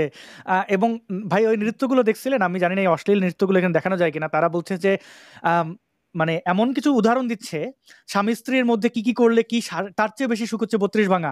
হ্যাঁ, অর্গাজমের সুখ পাচ্ছে তারা। এই মানে নিশ্চয়ই শেখ হাসিনা দেখছেন তার সন্তানেরা, মানে আসলে ডোপামিন সিক্রেট হচ্ছে, এত সুখ যে ডোপামিন সিক্রেট হচ্ছে, তাই তারা আনন্দ পাচ্ছে, একটা ভীষণ রকমের আনন্দ পাচ্ছে।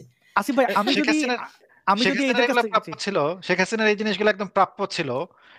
মানে আমি তো যেটা মনে করি যে গেম অফ থ্রোনস একটা সিন আছে যে রানী, তাকে রাস্তায় টেনে হিচড়ে নিয়ে যাওয়া হয়, সে যাদেরকে পেলে পুষে বড় করেছিল তারাই তাকে রাস্তায় টেনে হিচড়ে নিয়ে যায়।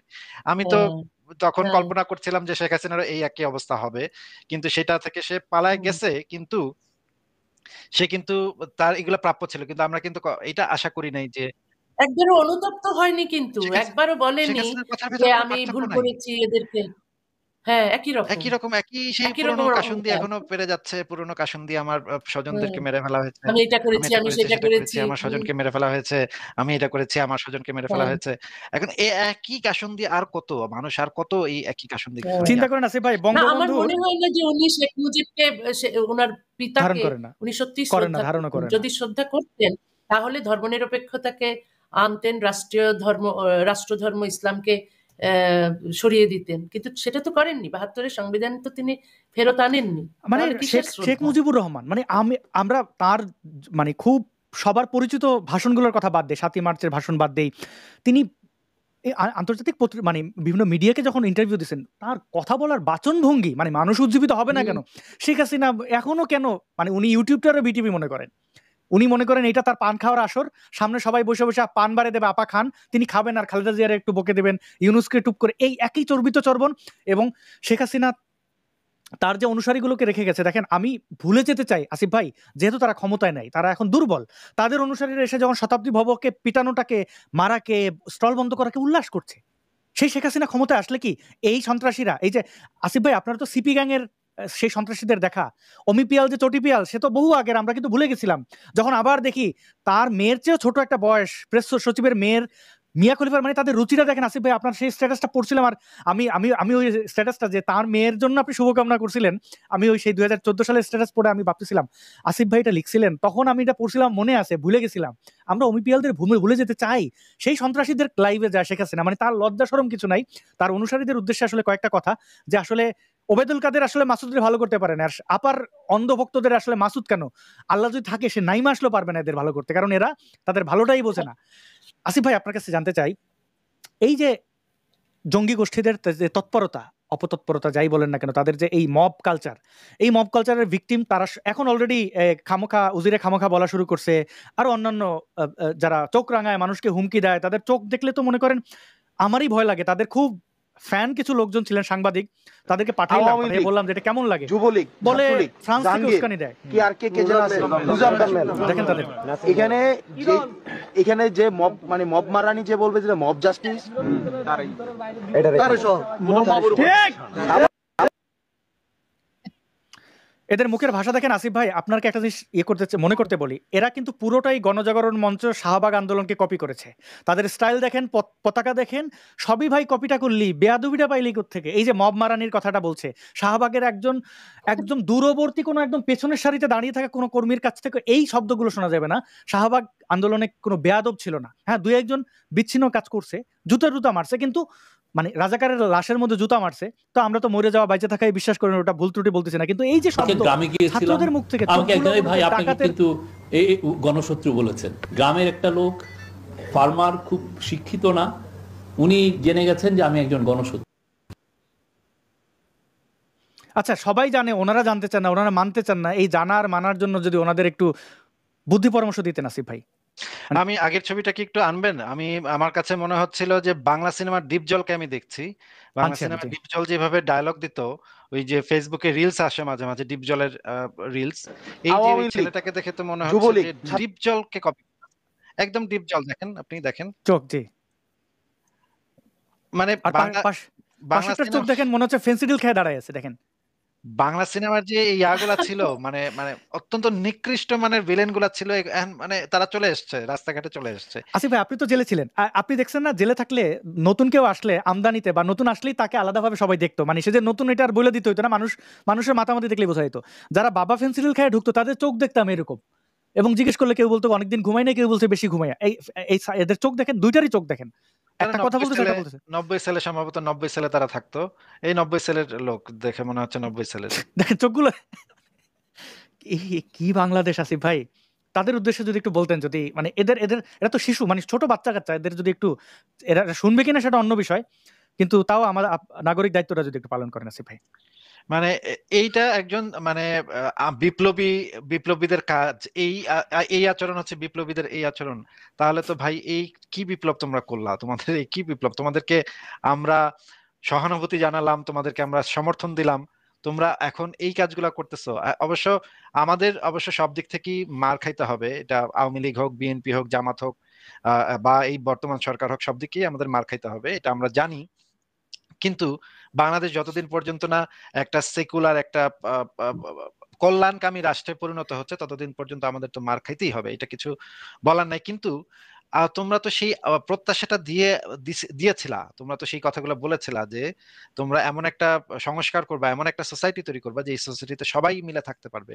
কিন্তু সবাই মিলে কোথায় থাকা যাচ্ছে? একটার পর একটা আমরা ঘটনা দেখতে পাচ্ছি, একটার পর একটা ঘটনা দেখতে পাচ্ছি। যদি আসিফ ভাই একটু ক্ষমা করবেন, আমি একটু এই মাঝখানে 10 সেকেন্ড 21 সেকেন্ডের এই পালের গোদার একটু বক্তব্যটা দেখাই দিয়ে, মানুষ আমাদের তো অনেক সংবাদ মাধ্যম ও মত প্রকাশের পূর্ণ স্বাধীনতা ইতিমধ্যে নিশ্চিত করা হয়েছে।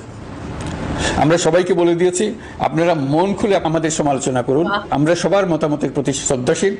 মিডিয়া যাতে কোনো রকম বাধা বিপত্তি ছাড়া নির্বিঘ্নে তাদের কাজ করতে পারে, সেজন্য একটা মিডিয়া কমিশন গঠন করা সরকারের সক্রিয় বিবেচনাধীন।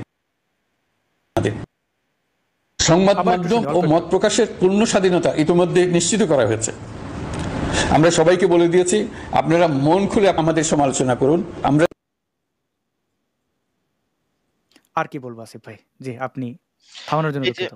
দেখেন, মেহের আফরোজ শাওনকে গ্রেফতার করা হয়েছিল, ডেকে নিয়ে যাওয়া হয়েছিল, এবং আরো একজন অভিনেত্রী, ওনাকেও ডেকে নিয়ে যাওয়া হয়েছিল ডিবি অফিসে। একই চিত্র আমরা এখনো দেখছি, যে এইটা মানে আওয়ামী লীগ আমলে দেখতাম যে ফেসবুকে একজন একটা লিখেছে শেখ হাসিনার বিরুদ্ধে, তাকে ডিবি অফিসে ধরে নিয়ে গেছে, 7 দিন ধরে আটকে রাখছে। একই জিনিস এখনো দেখতে পাচ্ছি, যে তাদেরকে এখন তুলে নিয়ে যাওয়া হচ্ছে। এখন এখন তাদেরকে আবার ছেড়ে দিয়েছে, কিন্তু এটা তো শুরুটা সবসময় এরকমই হয়। আওয়ামী লীগের আমলেও শুরুতে প্রথম 1 দিন 2 দিন রেখে ছেড়ে দিত, পরে ধীরে ধীরে এই সময় এই জিনিসটা বেড়েছে এবং বাড়তে বাড়তে দেখা গেছে তাদেরকে গুম করে দেওয়া হয়েছে। এখন তো বিভিন্ন মানুষকে গুম করে দেওয়া হবে কিনা, এবং এখন আমরা দেখতে পাচ্ছি যে ডেভিল হান্ট, উইচ হান্টের মতো তারা ডেভিল হান্ট শুরু করেছে। এখন তো মানুষকে গুম করে দিবে তারা, লাশ গুম করে দিবে তারা। তাহলে আমি ছাত্রলীগের প্রচন্ড বিরুদ্ধে। আমি ছাত্রলীগকে একেবারেই দেখতে পারি না, কিন্তু ছাত্রলীগের একজন কর্মীর তো বেঁচে থাকার অধিকার আছে, তার তো নাগরিক অধিকার আছে, তার তো মানবাধিকার আছে। এই অধিকার তো কেউ কেড়ে নিতে পারে না। আপনারা যদি তার বিরুদ্ধে যদি কোনো আহ মানে থাকে, অভিযোগ থাকে, সেই অভিযোগটাকে পুঙ্খ বিচার বিশ্লেষণ করে যদি তাকে শাস্তি দেওয়া হয়, সেটাও একটা নিরপেক্ষ বিচার ব্যবস্থা হতে হবে। এখন দেখা যাচ্ছে যে উকিলরাও তো তাদের পক্ষে দাঁড়াতে সাহস পাচ্ছে না। এমন একটা পরিস্থিতিতে এসেছি আমরা যে এখানে বিচার, পুলিশ কিছুই কাজ করছে না।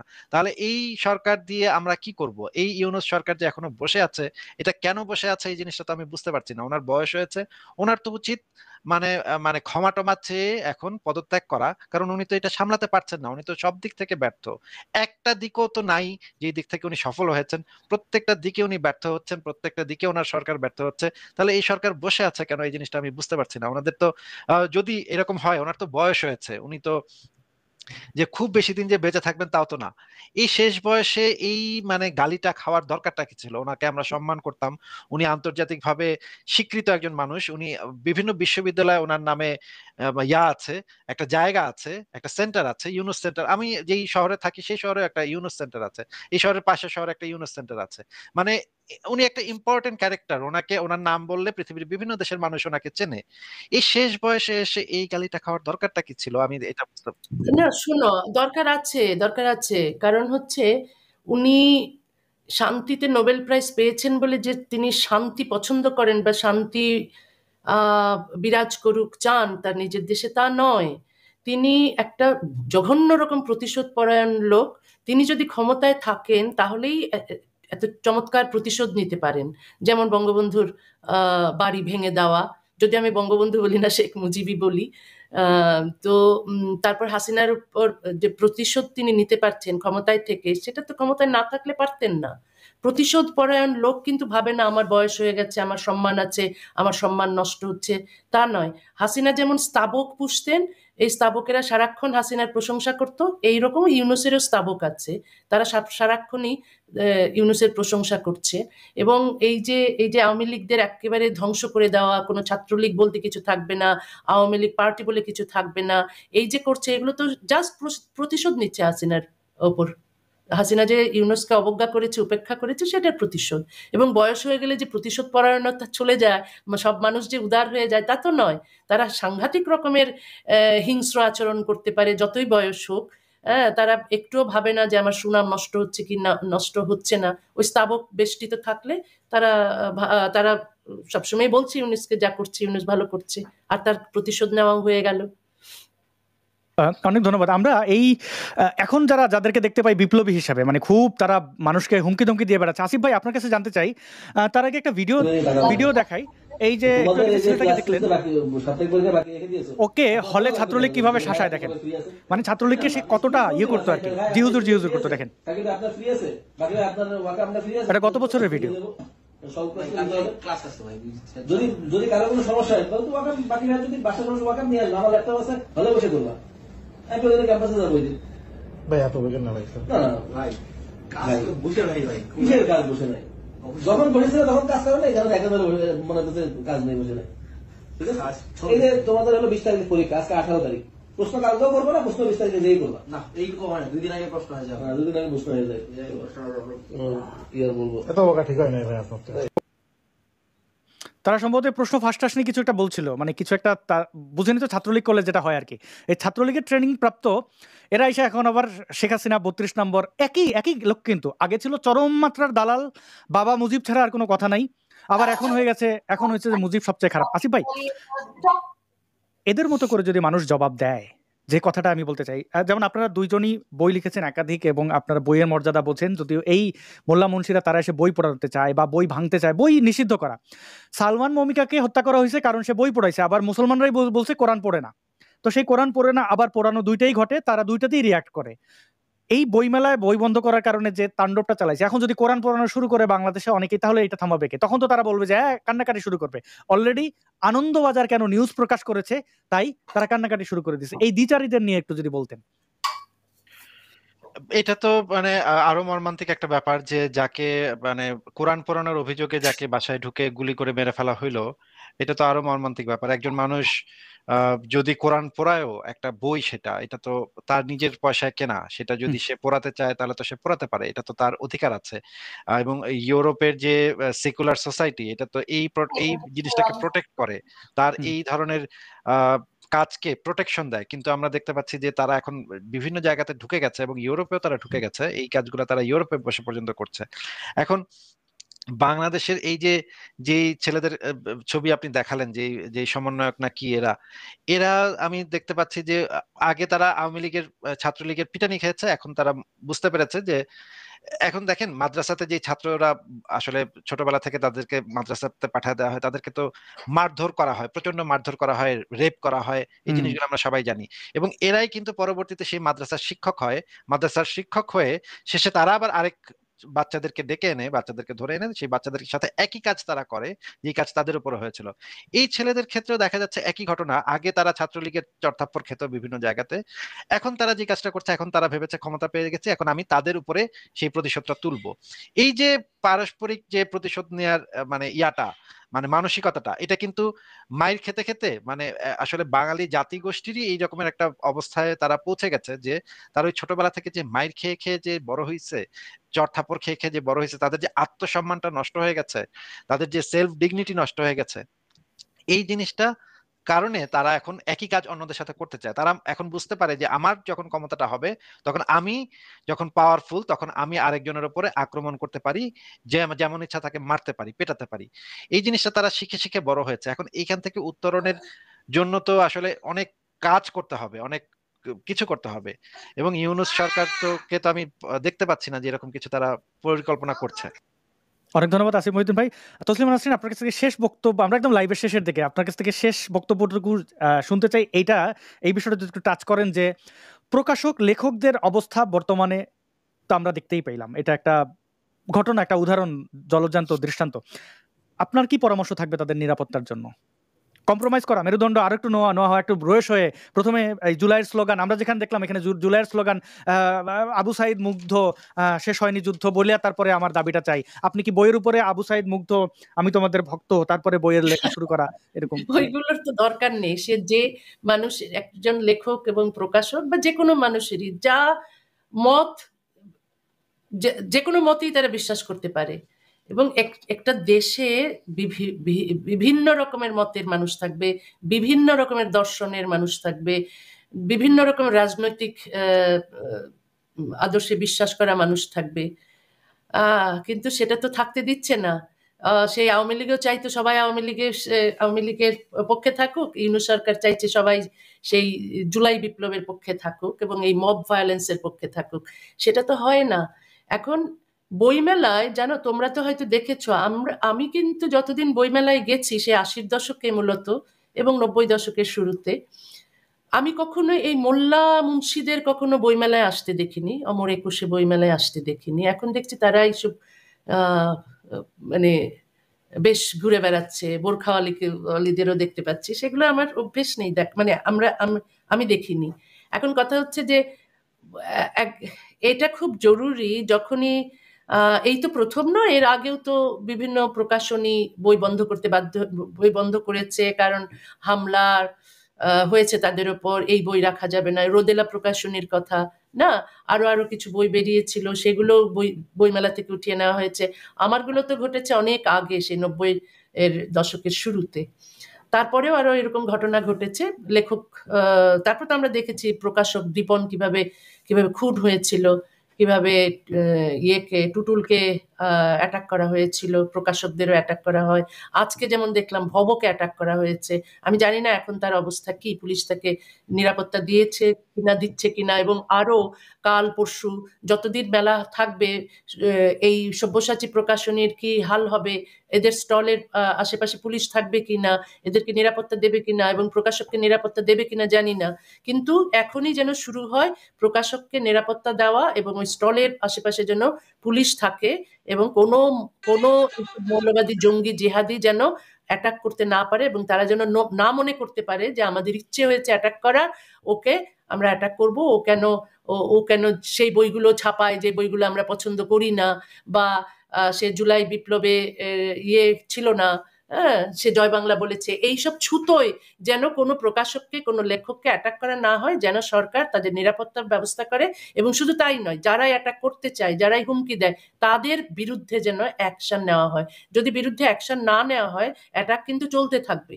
এইসব জঙ্গি জিহাদিদের বিরুদ্ধে অ্যাকশন নিতে হবে, যারা মনে করে যে আমরা হামলা করব কিন্তু আমাদের কিছুই হবে না, আমরা নিশ্চিন্তে নির্বিঘ্নে নিরাপদে মানুষকে অ্যাটাক করতে পারবো, মানুষের উপর হামলা করতে পারবো, বইমেলা ভাঙতে পারবো, বইমেলা বন্ধ করে দিতে পারবো। এত যে তারা শক্তিশালী হয়ে যায়নি, সেটা সরকারকে ব্যবস্থা নিতে হবে। অনেক ধন্যবাদ। আসিফ মহিউদ্দিন ভাই, আপনার কাছেও কাছাকাছি প্রশ্ন, যে বই লেখার পরিবেশ এবং প্রকাশকদের, আমরা দীপন ভাইয়ের হত্যার ব্যাপারটি দেখেছি, তিনি ধর্মীয় অবিশ্বাসী ছিলেন বলে আমার মনে হয়নি, এবং এখন তো একজন উপদেষ্টাও তার বাবা, তাই না? তো মানে এগুলো তো প্রকাশকদের উপরে হামলা, এই যে মোল্লা গোষ্ঠীদের বা ধর্মীয় মৌলবাদী সন্ত্রাসীদের একক কর্তৃত্ব, তারা যেটা বলবে সেটাই করতে হবে, এইটাতে কম্প্রোমাইজ করা না কি সমাধানের উপায় কি, মানে কি করে শান্ত হইতে পারে? মানে এই যে বিপ্লবটা হয়ে গেল, সেটার মূল বিষয়টাই তো ছিল বৈষম্য বিরোধী এবং ফ্যাসিবাদ বিরোধী, তাই না? জি, ফ্যাসিবাদ বিরোধিতা করতে করতে তারা এখন সবচেয়ে বড় ফ্যাসিবাদী। ফ্যাসিবাদী মানেটা কি? ফ্যাসিবাদী মানেই তো এটা, এক্স্যাক্টলি যেটা তারা করছে সেটাই তো ফ্যাসিবাদ। সেটা কি তো একদম মানে বাই ডেফিনেশন এটাই তো ফ্যাসিবাদ, যে তুমি অন্য কাউকে কথা বলতে দিবা না, অন্যের মত তুমি সহ্য করবা না, অন্যের মতকে তুমি ভেঙে চুরে একাকার করবা, এটাই তো ফ্যাসিবাদ। তাহলে তাদের যে মূল মানে স্তম্ভটা সেটাই তো এখন আর নাই, সেইটার বেসটাই তো এখন আর নাই। তো এখন যেটা দেখা যাচ্ছে যে তসলিমা নাসরিন আপুর যে বইটা নিয়ে মানে ইয়াটা হলো, আহ, এই এই বইটার ভিতরে আসলে আছেটা কি সেটা তো আসলে পরে দেখতে হবে। সেটা তো যেইটাই থাকুক না কেন, কিন্তু সেটা তো বই নিষিদ্ধ করা বা প্রকাশককে আক্রমণ করার কোনো মানে যৌক্তিকতাই থাকতে পারে না। তাহলে তো এই বিষয়ে তো স্ট্যান্ড খুব পরিষ্কার থাকা উচিত ছিল সরকারের, যে সরকারের পক্ষ থেকে বলা উচিত ছিল যে যেই বই লেখুক না কেন, যে যেই মত প্রকাশই করুক না কেন, অন্যের যদি তার বিরুদ্ধে একটা মত থাকে তাহলে তুমিও আরেকটা বই লিখে তুমি সেই মতটা প্রকাশ করো। তসলিমা নাসরিনের বিরুদ্ধে আরেকটা 10টা বই লিখে। এখন দেখেন বাংলাদেশের এই যে কিতাব, এখন যে কিতাব মেলা হচ্ছে, বাংলাদেশের যে ইসলামিক কিতাব মেলা যে হচ্ছে, এখানে আমি দেখলাম কয়েকটা যে প্রচুর পরিমাণে ইসলামের পক্ষে বই, মানে হাজার হাজার, একদম আপনি মানে কল্পনা করতে পারবেন না। নাস্তিকদের জবাব দেয়া, নাস্তিকদের দাঁত ভাঙা জবাব দিচ্ছে, নাস্তিকতার কবর রচনা করছে, নারীবাদের কবর রচনা করছে, নারীবাদীদেরকে গালিগালাজ করছে, এরকমের হাজার হাজার বই। আর তার ভিতরে 2-3টা বই হচ্ছে মুক্তচিন্তার বা মানে তসলিমা নাসরিনের লেখা, বা 2-4টা বই। এই 2-4টা বইকে তারা সহ্য করতে পারছে না। মানে আপনি যদি দাড়ি পাল্লাতে যদি আপনি তাদের শত শত হাজার হাজার টন বইকে রাখেন, আর একটা যদি তসলিমা নাসরিনের বই রাখেন, তাহলে দেখা যাচ্ছে তসলিমা নাসরিনের বইটা ভারী হয়ে যাচ্ছে।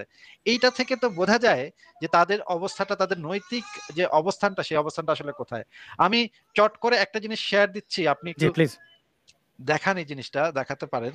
যে আমার একটা বই আছে, আমার বইটাকে নিয়েও এই ইয়া করেছে। দেখেন রকমারিতে আমার যে বইটা, সেই বইটা বিক্রি হচ্ছে, প্রচ্ছদে দেখেন আমার নামটা দেয়া আছে, কিন্তু লেখকের এখানে দেখেন বাই নাডা টপিচ পেরাটোভিচ, এটা ঠিক আছে, কিন্তু এর পাশে নামটা লেখা আছে, কার অনুবাদকের নাম লেখা আছে, শায়ক ওয়াহবা সুলাইমান গাওয়েজি। এই ব্যক্তিকে আমি তো চিনি না। মানে আপনারা চিন্তা করতে পারেন যে কি একটা অবস্থা, কি একটা উদ্ভট একটা দেশ। এখন তো আর মানে মানে কমেডি শো গুলা যে হয় টিভিতে, সেই কমেডি শো গুলা দেখার আর প্রয়োজন নেই। আপনি যদি ফেসবুকে ঢুকে বাংলাদেশে কোথায় কি লাইভ হচ্ছে সেগুলো দেখেন, বা বাংলাদেশে কোথায় কি ঘটনা ঘটছে সেগুলো যদি আপনি রিলস বা ইউটিউবে দেখেন, তাহলেই আপনার কমেডি শো হয়ে যায়। বাংলাদেশ একটা কমেডি রাষ্ট্রে পরিণত হয়েছে। এখন আর সেই বাংলাদেশ বলতে আসলে আর কিছুর অস্তিত্ব আমরা এখন খুঁজে পাচ্ছি না। আমি এটাই বলতে চাই যে এই জিনিসটা ফিরিয়ে আনা যাবে, এই জিনিসটা ঠিক করা যাবে শুধুমাত্র যদি, এবং আমি এই বুদ্ধিজীবীদের, আবারও বাংলাদেশের যারা বুদ্ধিজীবী আছে তাদেরকে আমি এটার জন্য একটা বড় দায় দিব। এই যেমন ধরেন সলিমুল্লাহ খান, ওনাকে যদি এখন জিজ্ঞেস করা হয় এই বিষয়ে আপনার মতামত কি, উনি শুরু করবেন হচ্ছে মাদ্রাসা শিক্ষা কত ভালো কত ভালো, কোন জায়গায় কি মাদ্রাসা শিক্ষা কি হয়েছে সেগুলো বলা শুরু করে দিবেন। আপনি যদি আরেকজন বুদ্ধিজীবীকে গিয়ে জিজ্ঞেস করেন যে এই বিষয়ে আপনার মতামত কি, তারা দেখবেন কেউ এটার কাছাকাছি আসবে না। যে কথাটা বলা দরকার, যেই জিনিসটা ঘটেছে সেটার বিরুদ্ধে বলা দরকার, অন্য অনেক অপ্রাসঙ্গিক কথাবার্তা বলে পেঁচায় পেঁচায় পেঁচায় পেঁচায় এমন একটা জায়গায় নিয়ে যাবে আপনাকে, আপনি কথার কোনো মর্মার্থই বুঝবেন না। কোনো স্ট্রেট, কোনো স্বচ্ছ যে ইয়াটা অবস্থানটা জানান দিবে, সেই অবস্থানটা তারা জানান দিবেন। এবং এইটার হিসেবে আমি বাংলাদেশের যে বাম আন্দোলনের যারা কর্মী তাদেরকেও আমি দায়ী করব। তাদের এই ব্যর্থতার কারণে আজকের বাংলাদেশের এই অবস্থা, এবং তাদেরকেই এটার ফল ভোগ করতে হবে। আর সবচেয়ে আমি যাকে দায়ী করবো সে হচ্ছে শেখ হাসিনা। শেখ হাসিনা যেই কাজগুলা করে গেছে, এই যে মডেল মসজিদ, তারপরে এই যে কওমি জননী, তারপরে হেফাজত ইসলামীকে জায়গা দেয়া, সম্পত্তি লিখে দেয়া, তারপর তাদেরকে ওলামা লীগের যদি আপনি ইয়াগুলা দেখেন, নিউজগুলা যদি একটু সার্চ করে দেখেন, দেখবেন ওলামা লীগ বাল্য বিবাহের পক্ষে আন্দোলন করেছিল। এদের বিরুদ্ধে শেখ হাসিনা কোনো ব্যবস্থা নেয় নাই, এদেরকে এইগুলা কাজগুলো করতে দিয়েছে। এখন তার সেই, এবং তার কোনো শিক্ষাও হয় নাই, শেখ হাসিনার কোনো শিক্ষাও হয় নাই, এখনো সে একই ব্যানার পেঁচাল পেরে যাচ্ছে। তাহলে শেখ হাসিনাকে আমরা তো বাদ দিয়েছি, কিন্তু তাহলে আমাদের আসলে উপায়টা কি? আমি আসলে জানি না আমাদের উপায়টা কি। আমাদের অবস্থা খুবই খারাপ এবং জঙ্গিবাদের একদম শেষ পর্যায়ে পৌঁছে যাচ্ছে বলে আমার মনে হচ্ছে। অনেক ধন্যবাদ আসিফ ভাই।